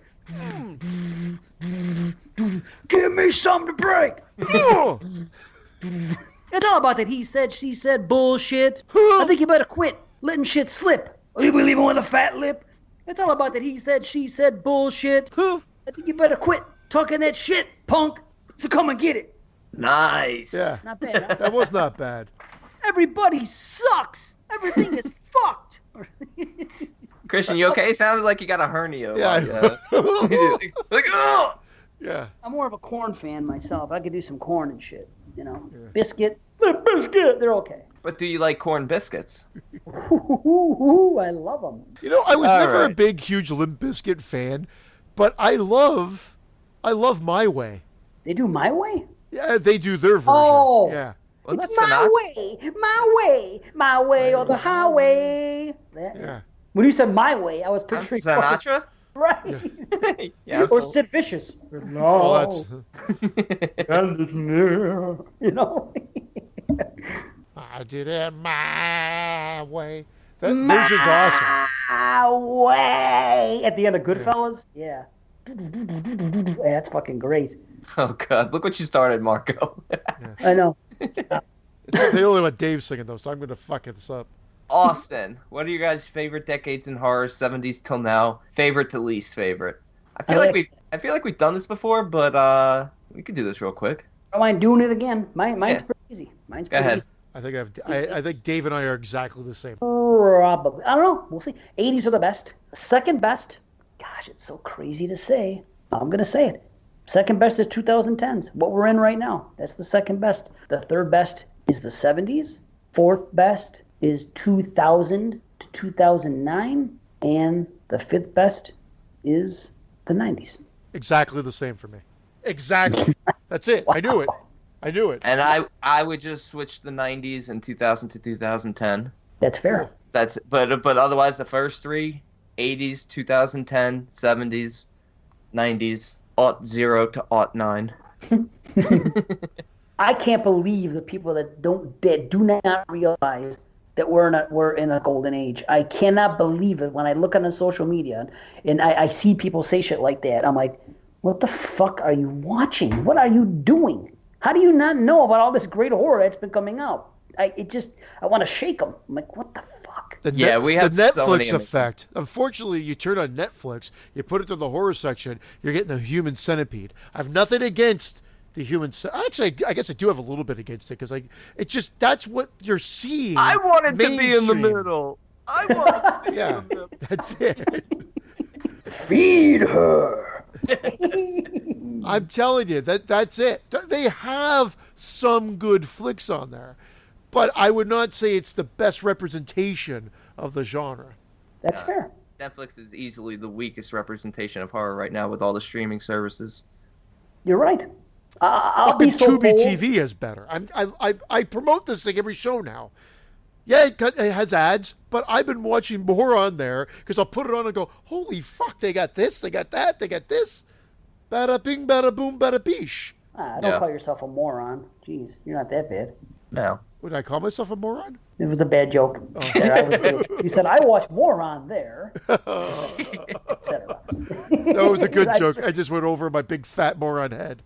I just heard moron. No, I can't help. It's just one of those things. Yeah, Tubi. Yeah, it's not so bad. You know? Tubby or not Tubby? Or Teletubby. Teletubby or not Teletubby? That's it. I'll be so bold. If everybody that complained about modern horror listened to the Exploding Heads Horror Movie Podcast, they would be turned the fuck around. Sorry. Fuck, man. I'll tell you what, the last 6 years have just been fucking incredible. Word. They really have. Yep. All right, let's get back to this. Mark. My way. Mark Harrison. My home. Yeah, good guy. I'm glad to hear someone thinks Resurrection isn't the worst film in the Halloween franchise. But come on, you seriously think Halloween 2018 is that horrible? I really don't like it, Mark. I really don't. Is it that horrible? Maybe not after a second view, but I'm really disappointed with what it did. And we talked a little bit. I'm sorry. Go ahead. You gave it a 3.5. No, a 4.5. 4.5. No. You give Resurrection a 3.5, though. Yes. Oh, I did give Resurrection. Oh, I did? Really? Yeah, because Christian and it got into the Hall of Lame. I gave it a 2, and Christian gave it a 2, and you gave it a 3.5. You were the highest. You're telling me that Halloween 2018 is rated below a 3.5 to you? No, I could get my rating for Halloween 2018 is a 4.5. Oh, okay. So there, I actually don't think Resurrection's better. I guess I just forgot what I rated Resurrection. You can stay. And Mark is I don't think he's bullshitting. Mark is a Resurrection apologist. Mark Harrison. He actually. I don't think he's bullshitting. He says he likes it. I'll tell you what. I'm thinking about 3.5. Does seem very low though. But you know what? After the first 15 minutes, it's really bad. But that first 15 minutes is really good. It's not really good. I like just it. Not as bad. I am bullshitting. And better connection between Laurie and Michael. Let's not get into it. I did say Michael Myers looks better there, but his fucking mask and those eyebrows. They put like Groucho Marx eyebrows on the thing. Yeah. In the next one, he's going to have a Hitler mustache. Speaking of Hitler. What? Okay. I put something up today in the group page. I don't think that phrase has ever been uttered before. Speaking of Hitler. With such like vigor, too. Yeah. I'll tell you what, because I felt like Hitler today. Because I put something up in the group page. I saw it in Shockwaves. That's another reason I like being there. There's good stories in there floating around. Anyway, somebody said something about a petition that people have started to change the date of Halloween. Oh, my God. Was that real? To the last Saturday in October. Oh, it's a real petition. Of course, it's never going to fucking happen. But I put it up there, and then I said, actually, I wouldn't mind, and I also wouldn't mind if they change it to a warmer month, because I'm sick of freezing my fucking dick off every October 30th. Anyway. Frosty balls again. This guy. Right. I put that shit up there, and people acted as if I said, I want to put Hitler on the $1 bill. People were furious about this idea. Furious. I couldn't believe the reaction I got. This is the way it is. This is why I don't post that much. All right, Jordy. What are your opinions on the Universal monster films? Will you guys ever review those? And how about other pre-1960 films like Whatever Happened to Baby Jane, House on Haunted Hill, and The Pit and the Pendulum? So thoughts on Universal monsters first. I love them. I mean, that was a gateway for sure. Frankenstein and Dracula. I love Frankenstein Meets the Wolfman. It's actually probably one of my favorites from that batch. And I've watched them all, but I'd say that and probably Bride of Frankenstein are the best. I have not watched them all. I've seen like the originals of each of them. I haven't seen Bride of Frankenstein or a lot of the sequels. Oh, wow, okay. Yeah. Oh, no shit. I'm sort of a Universal Monsters rookie. I am too, to a degree. I have them all on the way. That Blu-ray box set went on sale finally. There was like a one-day sale, and it was it was super cheap. I saw Matt post that, but I have the DVD box set, which is good enough for me. Right, and I've been patiently waiting for the Blu-ray to drop and for it to happen, and it did. And I have them on the way. And when they get here, I will watch more. But I can tell you this: I've seen Dracula, Frankenstein, I've seen The Wolfman, I've seen Bride, Creature. I've seen Invisible Man. Have you seen Here's Creature the deal. from the Black Lagoon? What's that? Richard Tobacco. Creature from the Black Lagoon. Richard Tobacco. Which was his alter ego, Richard Tobacco. Sorry. That's why he always said, stick that in your pipe and smoke it. I still have not seen Creature, and I know I really should because it's highly regarded. I realize this. But I'm going to tell you this. Maybe Blu-ray will help. I've said this a few times about older movies and something going on there with some plot, not conveniences, just certain things that go on that don't vibe well with me that I wish they did. I have not. I've enjoyed every one I've seen. I really enjoyed Bride, and Wolfman's pretty solid too. But I've enjoyed them all. But for me, they don't really have a whole lot of rewatchability. I don't know why. It's like I watched them, I've seen them, I'm okay with them. I just don't get. I wish I could get the love that other people have for them. Maybe when I see them on Blue, it's going to help. That's why I got them. Maybe it's going to help my opinion on them. I just, at this point, I like them, and that's where it ends. I just, for some reason, I don't. They're dated for you then, and that's okay. There's nothing wrong with that. I mean, they just don't blow your skirt up, but you still seem to at least respect them, and you bought the Blue. You're willing to give them another try. That's fine. Yeah, man. And I like Whatever Happened to Baby Jane. He asked about that. Yeah, that's a great film. I like House on Haunted Hill. Mm-hmm. I do like some old films, just like the Universal classics. Boy, for being monster movies, they have an awful lot of dialogue, and an awful lot of plot conveniences that I understand it was a sign of the times. I just don't dig on it the way others do. I'm hoping that changes. That's very big for the old school films, is very heavy dialogue. Mm-hmm. But I'm down to review them. I'm down to definitely review some of these next year. Yeah, why not? Maybe we'll do an occasional one. I'm not opposed to the idea. I'm not excited about it. If we're doing an old and a new, we might as well throw in an old pre-1960, maybe a monster film here or there. Well, one of the ones I grew up on watching more comedy, but it brought everybody together, was Abbott and Costello Meet Frankenstein. My dad got me into that one. So that was it. Like, I had a fascination with horror. I kept talking about my story about Friday the 13th, catching it on TV when I was at my grandmother's, and then I was watching it not knowing what it was, like Chop the Snake, Kevin Bacon Gets It. I turned it off because I was scared shitless. That was all led to the fascination. But I did watch these Universal monster movies, and I never really got scared by them. No. I just was intrigued by them. And, the scare was the ones that came a little bit later, for sure. I always find a charm to them, a charm to them for what they were doing for the time, for the love that you could see went into making them, for the cheap effects, but that looked cool for the time, for, stuff like that, the great set design. They look like great theatrical productions, like stage plays almost. And I appreciate that. They were real committed to making the best product they could. For sure. True. Yeah. I like the look of Phantom of the Opera. I'll tell you that. Like the Phantom himself, that's fucking cool. And Nosferatu. I like the look of him, and I've seen that movie, and I like it. I just don't have a yearning to go back. And I got to start watching some of these. Some of these I haven't seen. I haven't seen Nosferatu either. I think you could find that on YouTube. I'm almost positive you can. Probably. In some form or another. Yeah, 120 minutes silent movie. It's a 2-hour movie? Oh, shit. No, 120. Well, sorry, minutes. 1 hour and 20 minutes. I apologize. Oh, okay. That's not bad. If you watch a movie I liked it. I didn't love it, but Haxan, loved it. People love it. I think it's like 2.5 hours long, and it's silent. It was just a bit much. The Phantom Carriage was terrific. They're great, some of them, but they are not necessarily high on the rewatchability. Well, at the beginning of the year, we did that Hammer. Before we came up with when we weren't going to have a theme. We just said we're back, and we did the Hammer movies at the beginning of the year. I think Derek recommended them or whatnot. And I said, well, that's it. I'm going to check out more Hammer movies because I really dug them. I haven't had a chance to check out any other Hammer movies this year. Yeah, So, and those three films, I still remember them because those were three great films. Countess Dracula, Twins of Evil, and Vampire Circus. All three were awesome and really piqued my interest in checking out more Hammer.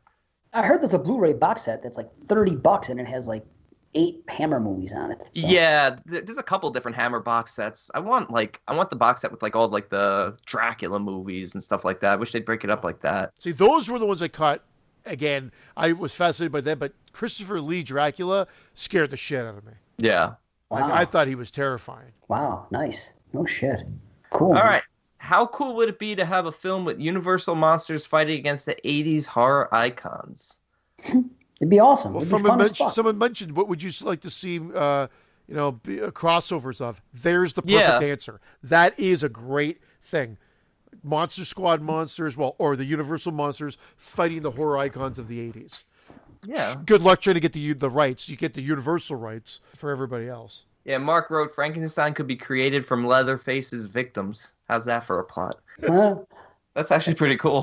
That is pretty cool, man. Wow. All right, Eric Webster, what's the scariest thing that's ever happened to you in real life?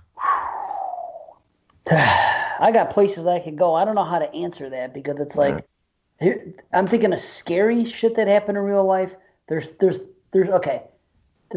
I'll let you guys pick what route I should go. Here, these are the routes I thought of. One time I feared going to prison for the rest of my life. One time I feared my daughter not living through the night. 2 times I had fucked up experiences on acid. And 1 time I was high and I got afraid of something. Take your pick. Fuck, I want to hear all 4 of those. do 2 at least. Prison and high and afraid of something. Oh, wow. Okay. Well, the prison thing I told on Jerry's show. Oh, I was wondering if it was that. Okay. That was it. Okay. Well, then check out that show for more information. Yeah, Kill the Cast. Go on to Kill the Cast and see the interview with me. Long story short, I dated a girl for 7 months. We broke up. Called her up one night. Still trying to have sex with her. She was game. Took her out. Got drunk. Had sex. Went home. She accused me of raping her. Of course, I never raped her. But I did get arrested, and I did go to the county, and I was facing fucking a prison sentence. Charges were dropped shortly after, but it's still scary as fuck. Being in prison, not knowing, because, you don't know what's the fuck can happen with the system. You could, even if you did nothing wrong, you fucked somebody that night, you don't know what could happen. A lot of shit. There's a lot of innocent people locked up. It's a fact. So who knows? Yeah, the hole in my wall never accuses me of anything. There you go. My daughter, the night she was born, there was some issues going on, and the heartbeat got real low a couple times, and there was some shit happening, and it was scary, and I didn't think she was going to make the night. So that doesn't get any scarier than that. Your daughter's not even in the world yet, and that might not get to see the girl breathe. So that's scary as fuck. What else? One time I was tripping on acid. I went to the Adirondacks. Is that New York? I think it's Adirondacks. Went to the Adirondack Mountains, and I was climbing a tree that was connected to a rock where you step here and you step there, going back and forth, tree, rock. And going up was fine. Then I got to the top, and I was scared fucking shitless to come down, and I legit thought that they were going to have to call somebody to get me the fuck down because I was terrified and making the step down, and I was up there for about an hour shitting bricks and sliding, and eventually I got talked down to it, and I figured it out, and I calmed down and came down, and it was fine. So, but still, scary as fuck. Another time I was tripping on acid. Yeah, this is a great story. This is great. Another time. Me and a friend of mine, me and my buddy Jimmy, we used to party all the time. And he had a sister that was like 2 or 3 years older than us. And at the time we were taking a lot of acid, like every other weekend or something. It was just that time of our life. And I don't know how it happened, but he was either going through her cassette tapes or one thing or other, and he found a cassette, and on it, the band was called Allegory, and the song was called Trip. And it was like a 28-minute song. And it was just, cassettes used to have 2 sides. So the song Trip took up one whole side. So he was like, dude, this song's called Trip. We're going to trip later tonight. We got to bring this fucking thing. Because when you're tripping on acid, you want to try new things. Okay, let's do it. So he put this fucking tape in called Trip from Allegory. And we were driving. He was driving in his Camaro. And I was sitting shotgun. There's the 2 of us. And it was trippy, yes, but it got fucking downright terrifying. It was so bad. I was having the worst thoughts going on in my head. I was picturing kids being kidnapped and fucking tortured in grimy basements and wanting and crying out for their parents. The worst possible, scariest fucking possible things you can think of. And I was freaking the fuck out. And I'm just sitting there and I don't want to act like a pussy, so I'm not saying nothing. And it was amazing. My buddy looked over at me and he said, "Are you thinking what I'm thinking?" And I said, "Yes." And he ejected the cassette and threw it out the fucking window. And that was for that. But I was in a bad fucking place for like 10 minutes there that I was just in the scariest fucking shit you could think of. And this is more lighthearted. I was smoking weed one night, and one of my dogs' name is Bailey. And I let her in the backyard at the end of the night, and I was home alone. I was just me and Bailey. My dog was not, and Irene, my wife, was at the airlines at the time, so she was working. And I let her Bailey out in the backyard, and she was walking around doing her thing, pissing, shit, and whatever. And I didn't have her on a leash. She was just we have a fence. So I thought your ex-wife's name was Bailey.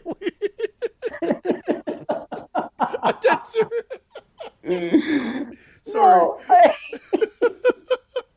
Holy fuck, Bailey. Yeah. No. The dog's name is Bailey. I'll never speak the ex-wife's name. Yeah, the fucking devil is about it. But I'm waiting for Bailey to come back, and she's taking longer than usual, and I'm high, And I stick my head out the screen door, or I go on the deck, whatever it is, and I call out to her. I said, "Bailey, Bailey." And all of a sudden I heard a voice go, "Bailey." Holy fuck. Yeah, dude. It freaked me the fuck out. To this day, I don't know if I imagined it or what. Came back in the house, and I could not get to sleep for hours. And that only happened like 4 years ago. Holy fuck. Did Bailey come back after you called her? I don't remember. In pieces. Oh, that's as good an answer as I can give. It would have been funny if the voice followed up, "Bailey, my name is fucking Muffin." And then threw Bailey at you in pieces. Christian, you have any horrific stories like that? I'm actually a little nervous now. That really upset me, those stories. No, like, some of them are more lighthearted. I don't know if I was, like, there's always times where I was totally petrified, but they're not coming to my mind right now. But, like, one of the more lighthearted ones would be, like, we went for a guy's weekend up to my buddy's cottage, and I got weed, and we brought it out. My wife, well, she was my girlfriend at the time. We went out to get it. Got it from a guy, good guy, whatever else. We all went up to this cottage, and just the guys, and we're smoking. And all of a sudden, we're listening to DJ Shadow. It was like a DJ Shadow mix or whatever like that. And we're all sitting there. And I don't do well. Like, my thing when I get high, my eye kind of starts to close, and I feel like I can't get it open. Like, it's like feels like it's welded shut. And I feel like I can't feel my neck. So I have to sort of, I get really freaked out, and I come around, I feel like I got to dance it off. So I am just like kind of like not dancing well. Like, don't think I'm like going, "Ooh, yeah, baby. Check out these people." I look like a freak. Like, oh fuck, I can't feel my neck. You gotta go to a fish show, buddy. There's a big joke going, "I can't feel my neck or eye. I can't feel my neck or eye. My neck or eye." Is what I kept saying over and over. But this music was on. I'm doing this, wolfing down chocolate chip cookies, and we're all thinking that we're all going to kill each other. It's like right out of the movie, but we're all we're all freaking out, thinking, "Oh my god!" And my buddy Mike's like, "Guys, I'm going to bed," and we're like, "Why, man? It's early." It's like, "Yeah, And then the next day, we were all admitting to one another that we all thought we were going to grab axes and hack each other up. If it wasn't axes, it was something else. But at least two people had axes in their hands. It was like really weird. But for the four guys that were there, everybody thought that we were out to kill each other. Turns out you just raped each other. Yeah, it was all fun. Woke up and my eye was actually welded shut from cum. But it's okay. You had a sticky neck. It was cocooned shut. So when I opened it up, a butterfly came out. Two things. Number one's a question. Christian, are you high right now? No, why? Okay. Can you feel your neck right now? Yeah, I can feel my neck. Yeah. You can feel your neck, really? Well, I guess that's what I'm confused. If I touch it, it just feels like my neck is, like my head is not one with my body. It's getting high with me has always been a weird thing. I could have two small drags. I'm fine. That's perfect. Yep. But I overdo it, and then I overdo it, and it's like I can't take it. I can't take it. I feel like my head's going to explode, and I'm like, oh, here goes my eye. My eye's starting to weld shut. And that's where exploding heads came from. Boom. There it is. Christian, I have the same exact experiences with weed. I can't smoke. I get too paranoid. I forget how to breathe. You're talking about you can't feel your neck. I forget how to breathe. Yeah. It does happen. You're so high. It can happen too when you're drunk, but mainly when you're super high, where you're like, am I breathing right now? Am I breathing? Am I remembering to breathe? Like it literally have to force myself to go through the motions. I do that too, and then I realized that's why I said the 2 holes, and I just refresh every now and then, not every 2 minutes. What do you do with the 2 holes? That's what I heard. The 2 holes, right? I got 2 holes, and I go to town on each of them, and I feel great. I can feel my neck again. And then another one goes back to when I was a kid, 13. We were throwing little pieces of plasticine at cars as they're zooming by. Just flicking little pieces of plasticine. One car slams on the brakes, skids 20 feet, and of course in kid eyes, that was 40 feet. And it makes this huge loud scratch. We're like, we got to get out of here. We tear off. The guys pull back, take off, chase me and my buddy, and then we run down this hill right by my house into the park. And it's like where I filmed all the movies when I grew up, and it's like a forest or whatever. But one guy gets out of the car, chases. My friend's like, well, I wasn't the one that did it. Stops. He grabs him by the back of his neck, lifts him up, carries him up the hill, throws him in the car, shuts the door, and squeals off. Wow. And I'm like, what the fuck? What the fuck? So I go home and I call him. Nothing. I'm like, he's What dead. the fuck is what's going on here? Turns out that's what I know. Suddenly I get a call from him saying it's okay, I'm home, and then suddenly I get a call a half an hour later. Hey, just as a heads up, the police might be coming to your house. And so now I'm freaked out even more because I got to tell my parents that the cops are coming to my house, and I'm 13 years old. And so what happened was someone saw this, recognized my friend, knew who he was, called 911 and reported a kidnapping. And the police showed up at his house and started taking down notes and names and whatever like that. And he's trying to sugarcoat the whole thing. So it wasn't like us throwing plasticine, but it got spiraled out of control, and it turned out that we were throwing rocks at cars, and it just turned out crazy. And I was that little kid at home shaking, worrying that the police were coming to throw me in jail. Well, who were the people who grabbed him? He never said? No, it was just the 2 guys we threw. Like, we flicked plasticine at their car. But it's just 2 guys. We didn't know them. So they brought him back to his house. They brought him back to his house. Oh, and they grabbed him and took him home and told his parents. But a third party witnessed the whole thing and then called the cops. Fuck. Yeah. Wow. And that's like what comes to mind. I mean, I've had other like freaky things happen like here and there, but those are the ones that come to mind. Yeah, I've been in a scary car accident when I swerved and hit a telephone pole because somebody threw a tape out their window and it hit my windshield and caused me to swerve right off the road. VHS tape? No, a cassette tape. I picked it up. I think it was called Allegory. I knew that was coming. Son of a bitch. Motherfucker. I was going to make that same joke thinking that your story was serious. I was going to say, wait a minute, was it Allegory? No, it was totally meant to be a joke. Tape out the window. No, I'll tell you what. I don't like. I definitely have scary stories. I'm not gonna get too personal, but one of the ones that really just absolutely sealed my fear of spiders was when I was little. My brother used to chase me with those giant, those giant rubber tarantulas. Oh yeah, those things. Yeah. Oh my God.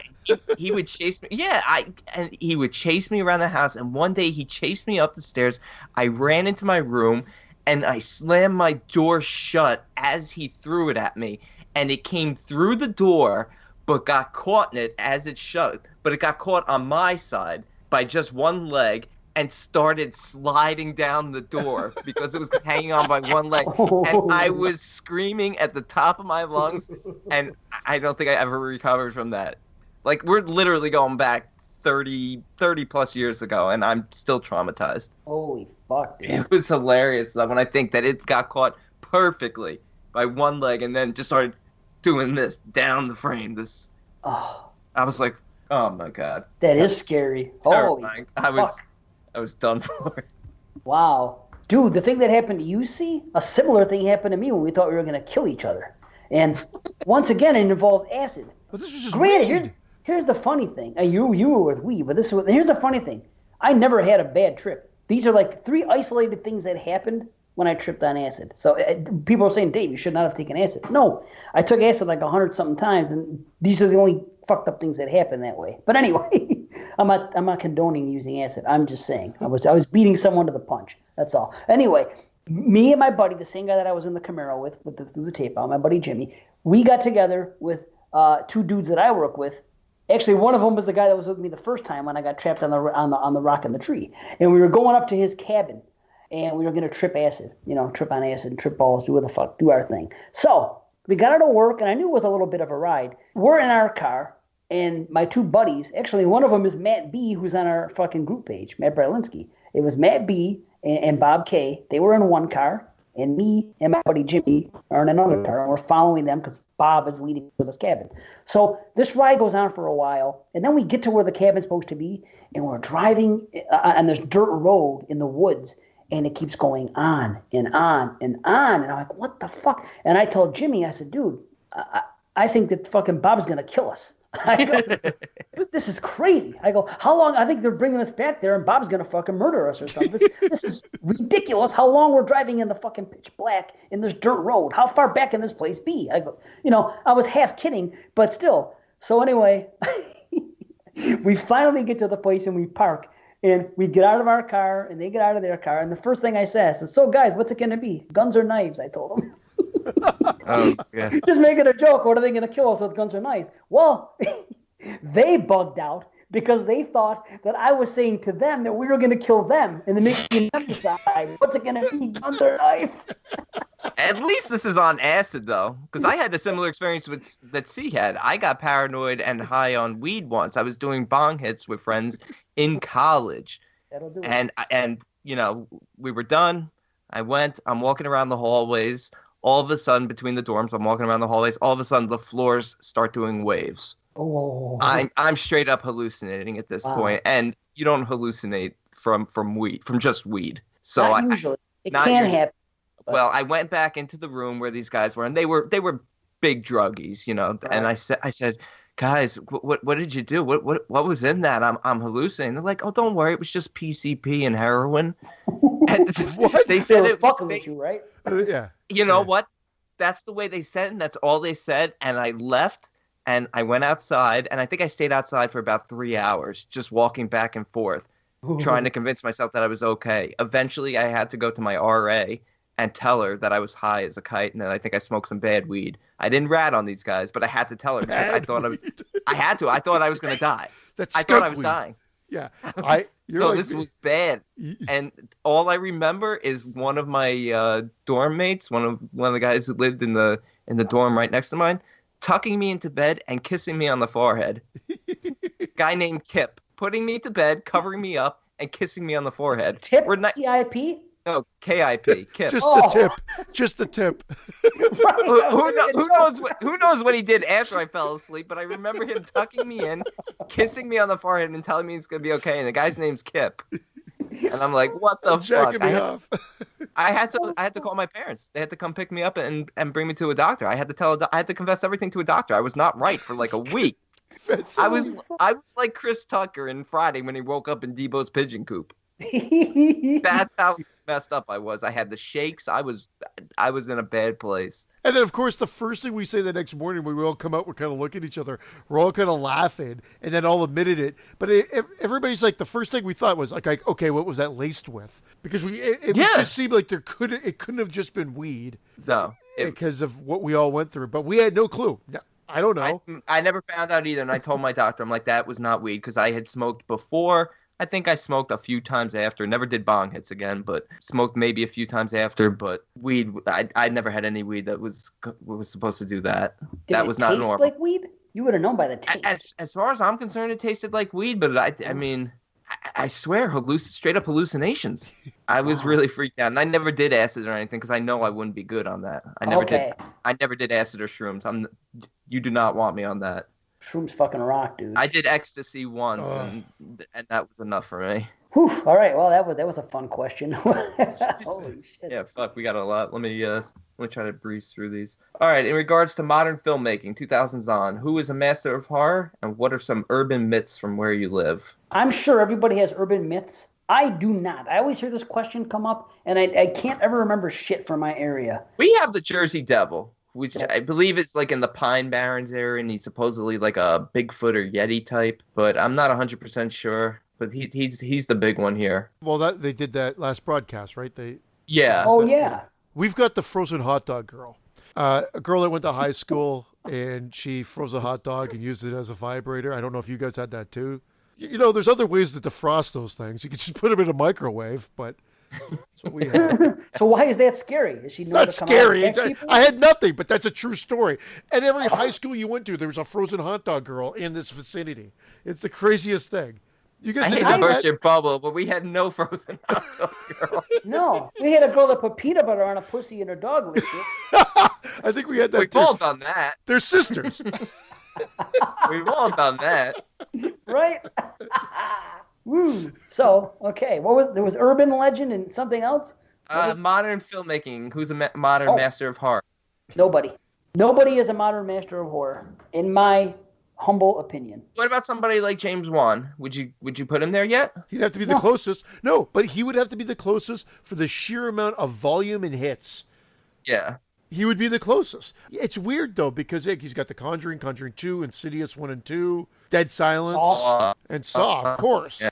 Like, he would have to be the one that does it. And then the ones that stand out, the ones that everybody kind of references are James Wan, Eli Roth, and Rob Zombie. I know I'm forgetting somebody right now, but... Well, no, we were just mentioning, whether we thought Flanagan. And I'm much higher on Flanagan than Dave is. Oh, well, I'm not against Flanagan whatsoever. He's never made a bad movie. He has the strongest consecutive films, as far as I'm concerned. In a row, yes, he hasn't made a bad film yet. It's hard to say master of horror, because I feel like the career needs to be almost over or be longer at this point. Although James Wan, it's been, 15 years now? But that would definitely be the closest. Yeah, 15 years. I mean, if you talk Carpenter from 78 to 90 or whatever like that. Yeah, that's 93. True. That's the stretch you'd talk about. I would say James Wan, because just think of what he created and then what spawned off of it. The whole Conjuring universe, the whole Saw franchise, it's James Wan, hands down. Single-handedly, whether you like the films or not, he would have to be the millennium's master of horror. Yeah. If anybody, yes. If gun to my head and I had to pick one guy, it would be Wan. Yes. Be Wan. Obi-Wan? Obi-Wan Kenobi. But there are other good Which one? Out there, like Adrian Garcia Bagliano. I mean, he did Scherzo Diabolico, Here Comes the Devil, Late Phases, Cold Sweat. He's got a bunch. He's got a really good resume. We're talking about English speaking. No, I'm kidding. That's What's true. His name? Yeah. If he does more movies, Sean Byrne. I mean, he's only done The Loved Ones and Devil's Candy. If the guy will do 3 or 4 movies and they're on that level, could be a modern master. I think we got to get some of the over 3 movies for sure. So, yeah, well, we have so many with over 3. It Follows, The Witch, and Oz Perkins has 2. There's room there. There's room, that's for sure. But it's hard to say right now. But Wan, I think, would definitely be the closest. We're in agreement. Okay, let me try to pick it up. Favorite horror one-liners. Dog Mine will are hunt. Dog will hunt. Dog will hunt. I do love that one. That is a great one. Skinner like a rat. Yeah, pretty much anything Chop Top says in that movie. Yeah. You're gonna buy me a new Sonny Bono wig. Dog will hunt on the face. Too bad you hate that movie, Brandon. No, I don't hate the movie, but I do love Chop Top. Here's a line that nobody ever talks about that I think is great from Otis in House of a Thousand Corpses, when he says, "It's all true. The boogeyman's real, and you found him." I think that's fucking awesome. Yeah. Nobody says that. They say all Otis's other lines, but I never hear that one, and I love that line. How about I'm a mate? Of course. Wendy, darling, light of my life, I'm not going to hurt you. He didn't let me finish. I said, I'm not going to hurt you. I'm just gonna bash your brains in. I'm gonna bash them right the fuck in. I love that. That is a great one too. The shinning. The shinning. I mean, I know it's not traditional horror, but street trash. The dialogue in that movie is phenomenal. How about a 68? You blow me, I owe you one. There's a ton. There are so many. Friday the 13th, I could fucking do a dozen just off the top. You know, I mean, there's so many. I try to think of things that aren't like very popular. Welcome like to Prime Time, bitch. Is the first thing that will probably pop into most people's heads, right? Well, that's actually what he wrote in quotes. He wrote, "Welcome to Prime Time, bitch," and here's Johnny. And I try to go a little off the beaten path. Like if I'm talking that Nightmare, I actually like Have a Nice Stroll, Asshole. You know, Kincaid. I like that one. Yeah, it's It is fucking. good. I like lines like that I don't hear constantly. I try to, you know what I mean. Of course, on the spot, it's hard to even with time to prepare. I have to look at my movies and say what line do I like and everything else. And Hey, it's Halloween. Everyone's entitled to at least one good scare, eh? absolutely, fuck. Iconic.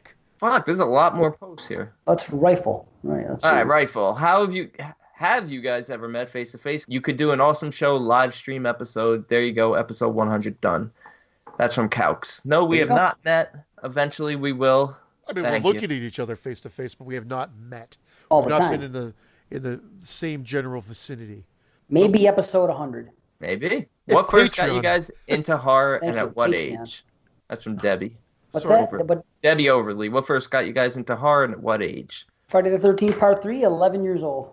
And it's so, I mean, I've told the story. I think we told it in episode 1. And I think I told it earlier tonight. It was a combination of just being so scared of horror that the fascination begun. Seeing Friday the 13th at age 8 or 9 on TV. And I think that it just was the start of it. It was officially 13, 14 when I actually started liking it. But it was that, Yeah. watching The Innocents with my dad, the classics we talked about in the earlier show. That's what really solidified my love for it. Yeah, and for me, it was my babysitter letting me watch 10 to Midnight at like age 6 on TV with Charles Bronson. It's not really a straight up horror movie, but there's a naked killer running around killing nursing school co-eds, and it's freaky and it terrified me. And then by age 8 and 9, you know, I was watching Child's Play and the Friday sequels and all that, and It's a seeing them fucking in cool theaters. babysitter, eh? Fuck Oh yeah. yeah. She put peanut butter in her pussy, let the dog lick her too. Yeah. She had a hot dog in her ass. She had a what? She had a hot dog in her ass. You frozen one? No, it was a broiled one actually. I put the relish on top. Hey. I thought it went in frozen at the front and came out hot in the end.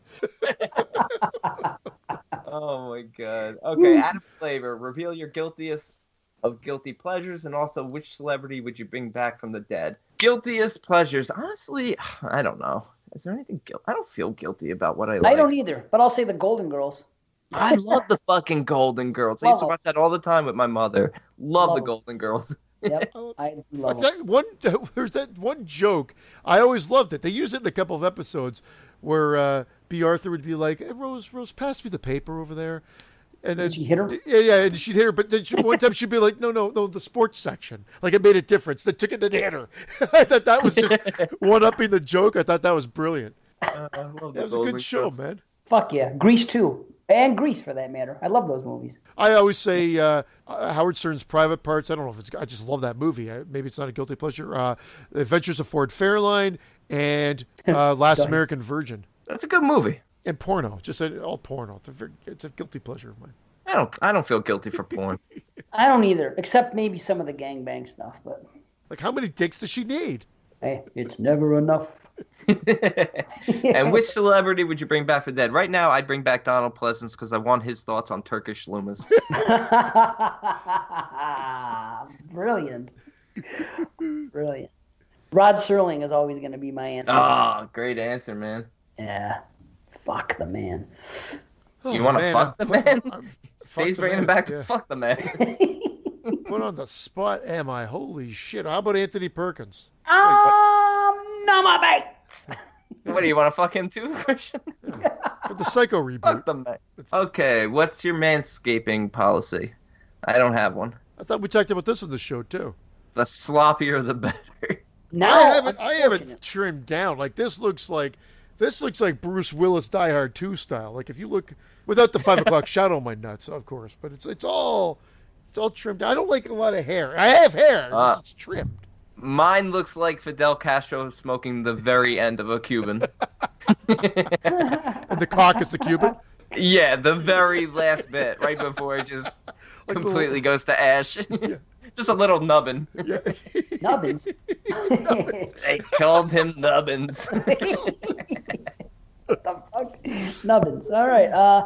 I've been very lazy this past year, so I'm overdue. I just usually, when it gets out of hand, it actually usually is out of hand, I just fucking grab the scissors and I trim it. If I was single, forget about it. I'd be fucking trimming it probably every other week. But you have to. And I shaved my ass with razor and cream way back when. I don't recommend that to everybody because then I went away on a whitewater rafting trip that weekend and my ass was all rashy and sore. It was horrible. I always use a rusty tuna can lid. All right, Kenny wants to know, I would like to know if Brandon has a hairy armpit. He seems like the type that would shave it. I actually have no hair on my body. Kenny, I have shaved it, and it will never grow back because I had it professionally shaved. Do you wax, or did you have it electric? A laser? I had laser hair removal done from 2007 to 2011. It took 4 years. And it never comes back. And it doesn't come back. And it's the most painful thing I've ever experienced in my life, and I would never recommend it. Wow. Oh, it is? I thought it was painless. I thought that's why people do it. It is not painless. It's like being set on fire every 2 seconds when that laser hits you. Did you get your balls done? I got everything done. Really? He did that area, but he left me like a pizza slice. Holy! You got like a Hitler stash right above your cock? Yeah, no, he left the hair there. That I could just trim. But yeah, no, I totally had this done. Why? I just didn't like having hair on my body. No, I would do it too, but I didn't know it hurt. It probably cost like $15,000 over 4 years. Oh my God. Well, that's way too expensive. B, pain. It was so much pain. I have no hair on my legs, no hair on my chest, nothing. Wow. How did Kenny know this just by looking at you that you fucking don't like hair? I don't. You just tell him. How did Jerry not get this out of you? We're getting this out of you. Jerry didn't even get this out of you. Wow. How are we only doing this now 3 years into the game? Yep, no hair on my body. I kept the hair on my arms. And the face. And my face, yeah. Although you could have your face done. So so you've got so there's like a little bit of definition there. Like you're not gonna go out like some chick's gonna be like, what the fuck happened to you, and dive out a window. No, I got a bush. I got a straight up bush, but it doesn't get sloppy and start growing into my leg hair because I don't have any leg hair, and it doesn't grow up my happy trail because I don't have a happy trail. Wow. 4 years. I feel weird if I didn't have the hair. I feel alien. I think. At first, I felt like an alien. Now I feel weird, and women are jealous of my legs because I have no hair on my legs. Yep. Well, you can scissor them, I guess. What a conversation starter. So are you jealous of my legs? No, most of the times they just think I can't grow hair, which I'll let them think that. That's fine. I would never tell them this. True. All right, let's see. What else do we got here? I want to know more about this. What else do we got here? From Eric James, now that you've seen Halloween 2018, knowing that you don't watch trailers, could you watch the trailer and give a short review what you thought of it? That's for you, Dave. I watched them. I watched them both, and they gave way too much away. They gave out the closet jump scare. They gave out the tooth thing in both movies. Why would you want to see a great gag like that with the fucking teeth, not live and not experience it? This is it. I'm just going to sum it up here. It's like, why rob yourself a moment? Like, if you're watching that trailer, you'd see that and you're like, oh, wow, cool. But it's a fucking trailer. Wouldn't you rather be at the film in the theater watching that and have that be part of the film and go, oh, wow, cool? Don't you think it's so much better? It'd be like the Super Bowl. Let's say the Super Bowl was taped, right? And for whatever reason, you didn't see it live. And they just showed you little pieces. Oh, there was this great catch that this guy made in the Super Bowl. And this guy broke a great run. And look at this play. And you already knew they were coming when you went to go watch the Super Bowl. And instead of being that part of the drama of the entire game and when that happened and how it happened and everything, why would you want to know that stuff? It's really fucking it's mind-boggling. And here's something else I realized about trailers. They do all kinds of stuff in the trailer, all kinds of lines that don't even happen in the movie. And I've heard people say this before, but in both Halloween trailers, there was lines uttered by Laurie that didn't appear in the movie whatsoever. So I'm so thumbs down on trailers now more than because I watched that trailer after the fact and seeing they gave away that jump scare. They gave away the big thing at the end with Laurie, with Michael's hand coming through the thing and grabbing her and putting her up against the door. Why would you want to see that shit? Then you robbed yourself of a great moment. I just don't get. And the best, most memorable part, in my opinion, of Halloween 2018, when Michael bumps into those kids and then walks down the thing into the garage towards the hammer and goes to the Elrod lady's house. That is, when I think of Halloween 2018, I think of that fucking scene every time. It impacted me the first time I saw it and the second time I saw it, and I love it. And I would have been so pissed if I saw the trailer and saw that scene. So there's my answer. Fuck trailers. Good answer. Very good. Charlene wants to know when the EH merchandise is coming. Well, I haven't done anything with that. No, Christian, I think I straight it was your out. idea. It was my idea, but I straight out asked you guys. I said, "You guys live in the States. I'm going to need you guys to set this up because I can set it up as a Canadian store or American store. I needed to have some information because I don't have an American account." Yeah, they'll think it's just not exploding heads. Like, No, it's instead of meh. It's A, actually. A. That's how you say It A is in A. Canada.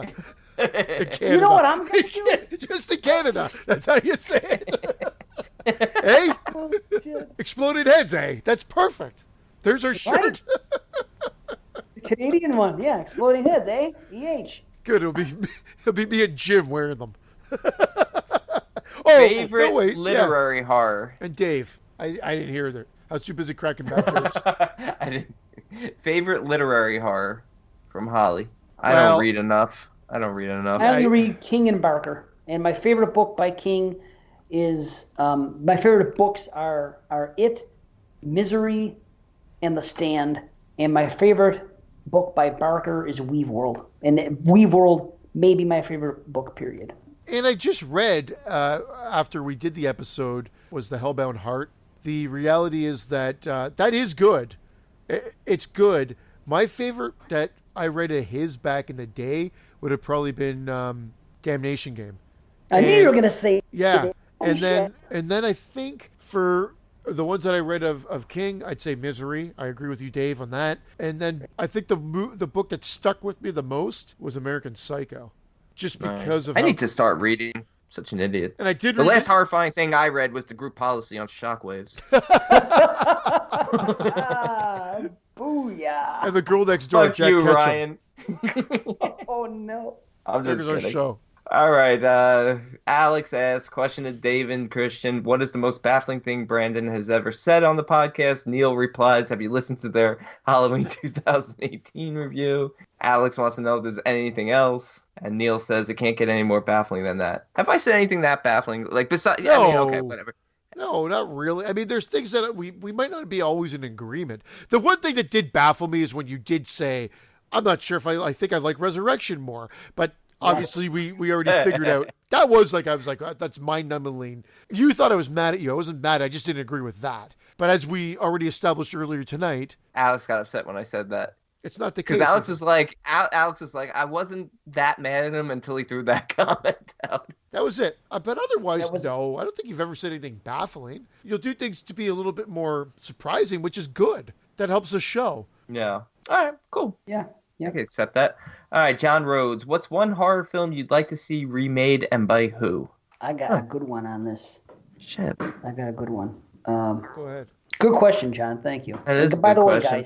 guys, Rabbit and Red's also doing Halloween stuff all through October, one show at a time, and it's a lot of fun. So listen to them. Anyway, here's my answer. I want to see Rob Zombie direct a remake of The Funhouse. I think it fits He'd be great. That'd be great for him. perfectly. That's a good one. Perfect fit. Everything with him is carnies. He grew up in the carny. He knows the lifestyle. He could make it very stunning to look at with the lights because it's a funhouse carnival type atmosphere. The music he's played around with it before, but never had a full movie like that. The one caveat is I don't want him to write it. I just want his fucking visual. I just want that. I want the rest of it to be written by Alexandra Aja. How about Woody Allen? No. You may as well be fucking Rob Zombie if you're going to say Woody Allen. Nothing Alexander against Woody Aja, Allen, how did his name pop up as a writer for that? because Alexander Aja has written a lot of things that he didn't direct. Not a lot, but he's written a lot of things that he did direct, and some things that he didn't. And he wrote High Tension, excuse me. He wrote P2. Or He wrote Switchblade Romance, which nobody ever refers it to except JP on the last 22 episodes show that dropped. The one when they're doing their Halloween retro. He's like, they're talking about 2003, and he called it Switchblade Romance. I'm like, who calls it Switchblade Romance? Mexicans do. Yeah.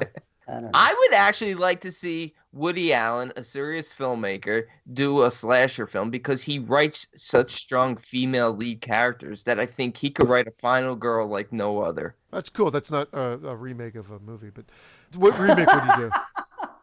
Right. Let's just say Friday the 13th by Woody Allen. I want Friday the 13th, and I want to direct it. That's my answer.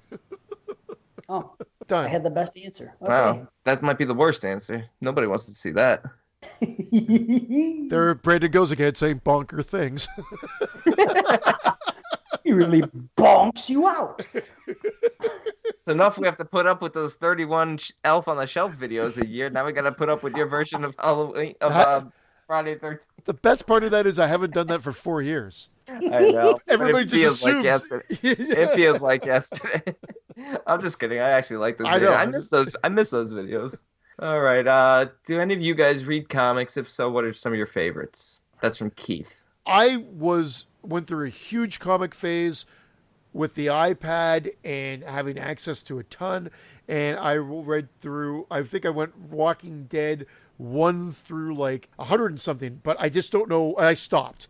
I just stopped. Never kept up with it. Got into Crossed and a few other series. The Black Hole was a good one, but I know.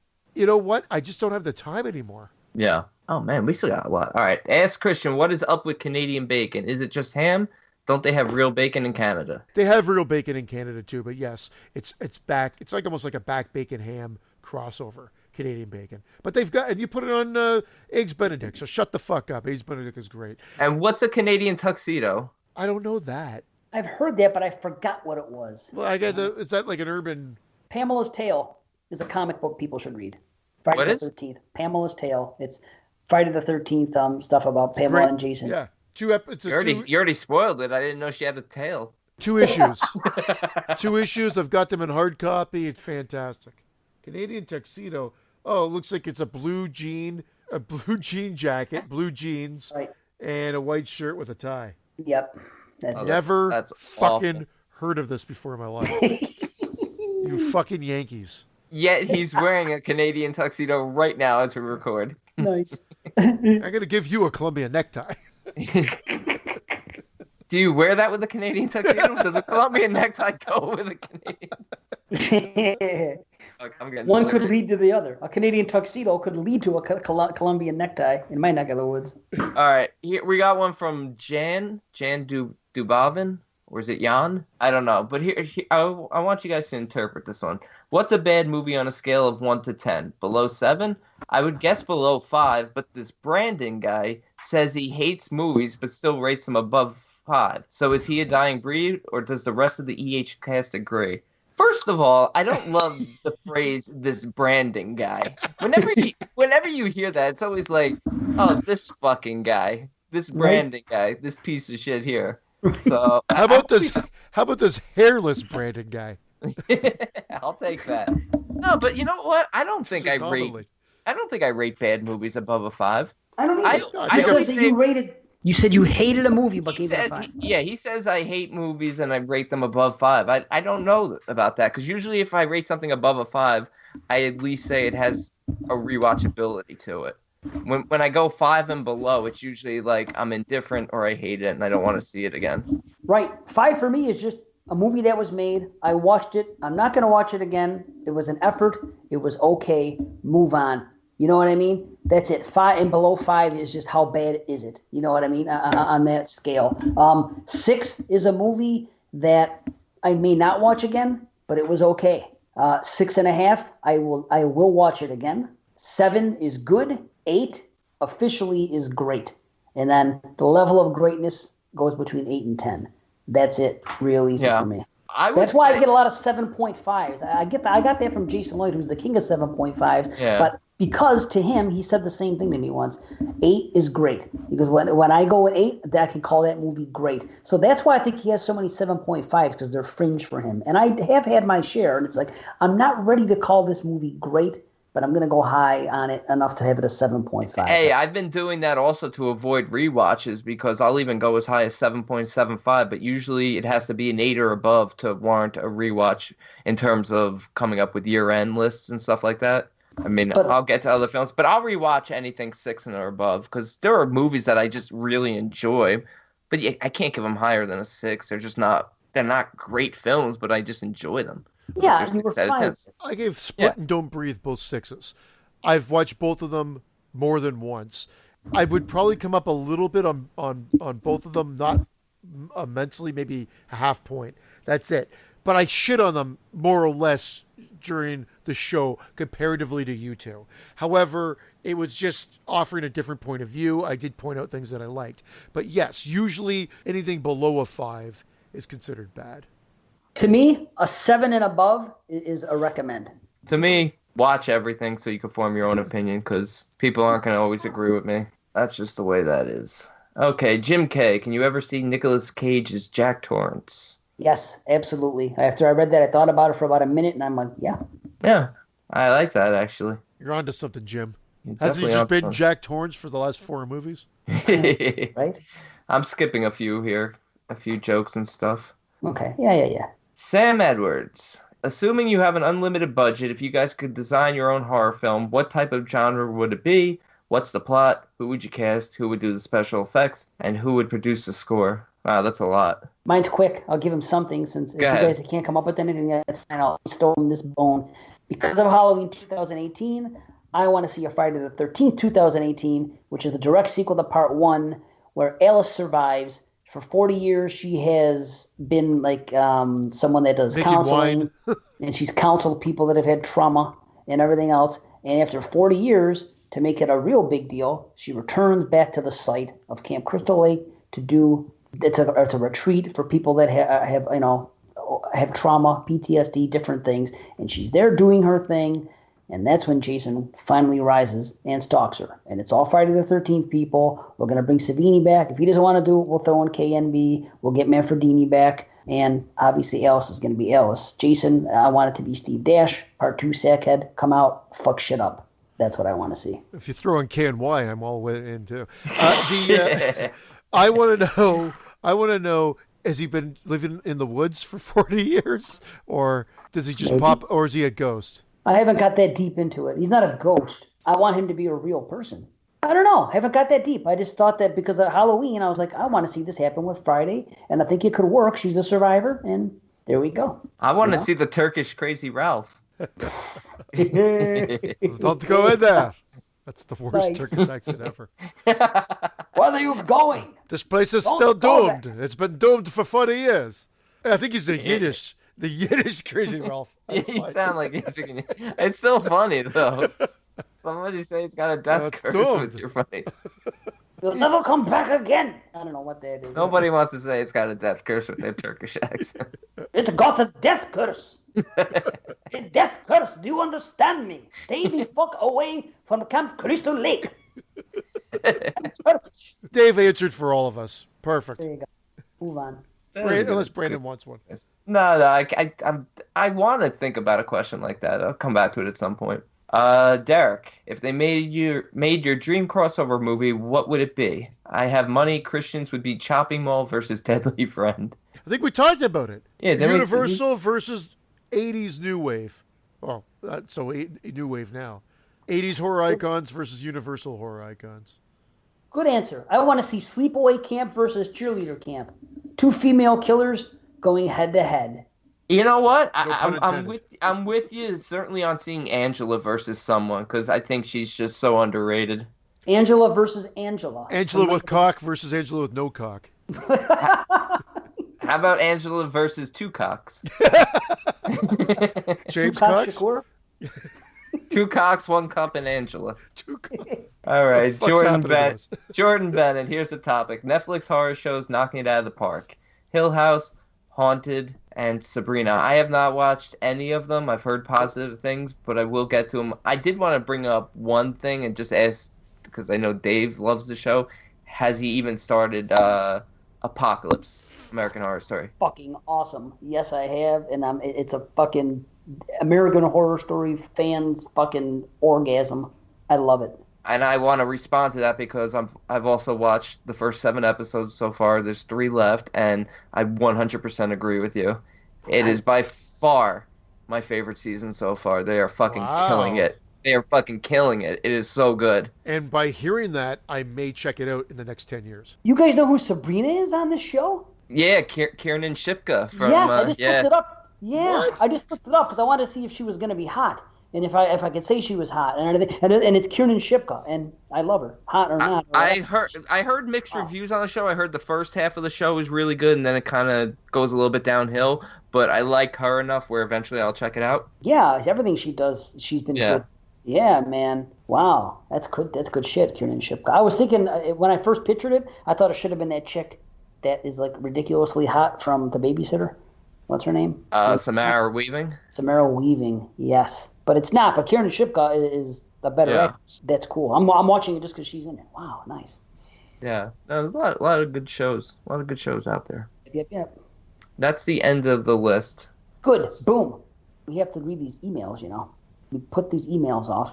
We told people you'd read them tonight, so we kind of have to do it. Although this SC one is really long, so we're going to have to. Thing. No, I'm kidding. I'm sorry. God damn it, SC. We're going to have to, but we absolutely will. We always do. Kenny Mescal, remember he asked you guys about, and I didn't have an answer. It was a quick one. It was just like, thoughts on movies you loved as children, but rewatching as an adult, not so much. Me, I have no answer because nothing's changed. Like, I like things more, but nothing that I used to like I don't like now. But you guys said you had answers. So. I have one answer that comes right to the top of my mind. It's not that I hate it. It's just I was obsessed with it as a kid, and now it's really not that good a movie at all, and that's Troll. I grew up watching Troll, and it's really not that good. I kind of mentioned them already. I'd say Shocker is one of them, Horror Show, and I forgot that other one now. Fuck. Not Deadly Friend. Maximum Overdrive.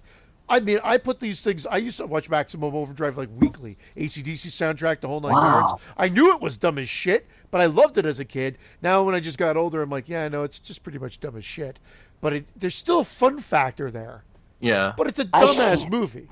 Shocker might be another one for me because I watched that one a lot as a kid. The only problem is I don't think I've seen it in the last 10 years. Damn. So I don't know what I still feel about it, but I remember it like actually being scary to me. So it might be ridiculous upon rewatch now. I can't believe the amount of people that bought that Maximum Overdrive Blu-ray. I'm like, I can't believe people love this movie that much. I enjoy Maximum Overdrive, and I would buy it if it wasn't $30. But I'd buy it if it was unrated. But they straight out said, at this point in time, we can't find any of the uncensored materials or whatever. They did a press release for it. Well, I'm like, well, then I don't care. Yeah. Same with Shocker. They did that special edition Shocker, but it wasn't uncut. So, fuck it. Okay, I'm going to read these 3 Patreons that we have, because we haven't. Dale Strom, Sinister Cinema, and Denise Thomas. Thank you. Yeah, thank you. Awesome. Thank you, guys. I do have one thing I could read quickly from, and I've been talking to him a lot lately, and Sinister Cinema, Jason Smith, you got to check him out on YouTube. He does really good stuff. And yes, absolutely, check out Sinister Cinema YouTube page. But wait, is he the guy that just recently? I think I may have. Did he just go to the Myers house and do a quick live tour of it, outside and? Yeah. He went to Oscar Myers' house. He made a bologna. This fucking guy. No I haven't seen that one yet, but I am behind. But he didn't tell me. But maybe he did because I'm fucked up in the head. So now I've embarrassed myself because I can't remember shit. Typically, his videos are him sitting in a room talking about a movie or talking about free shit that people have sent him. I'm positive it's him. Might be. I'm going to read his message that he gave us on our Patreon.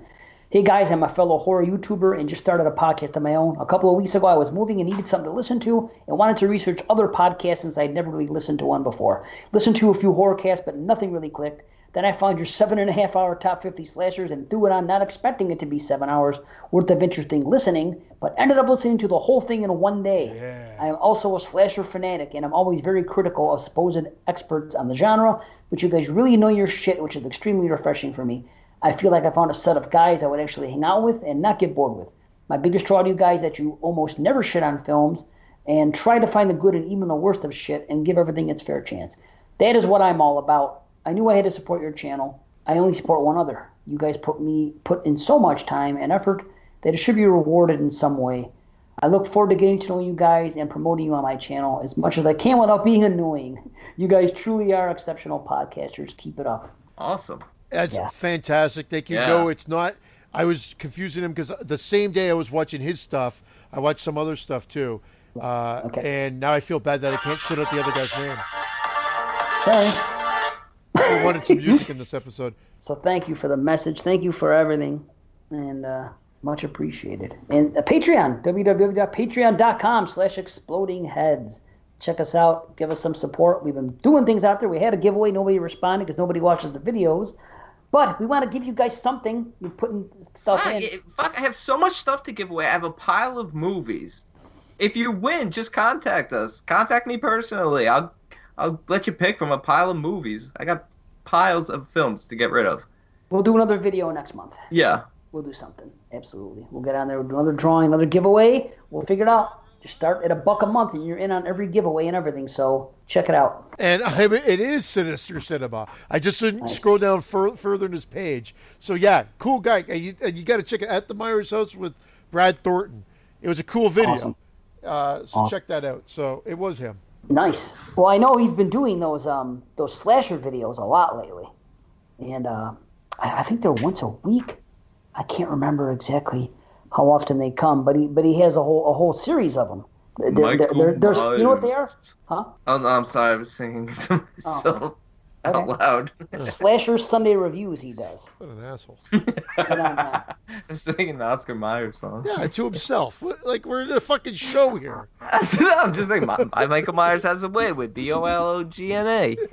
That fucking guy. Nice. Sinister Cinema, thank you again. Yep. Thanks you, Sinister Psyops. Yep. Thank you. Thanks, buddy. Thanks, everybody on Patreon, and thank everyone for listening. We appreciate it. We love you guys. Good night, everybody. Laser off all your hair, and we'll see you next time.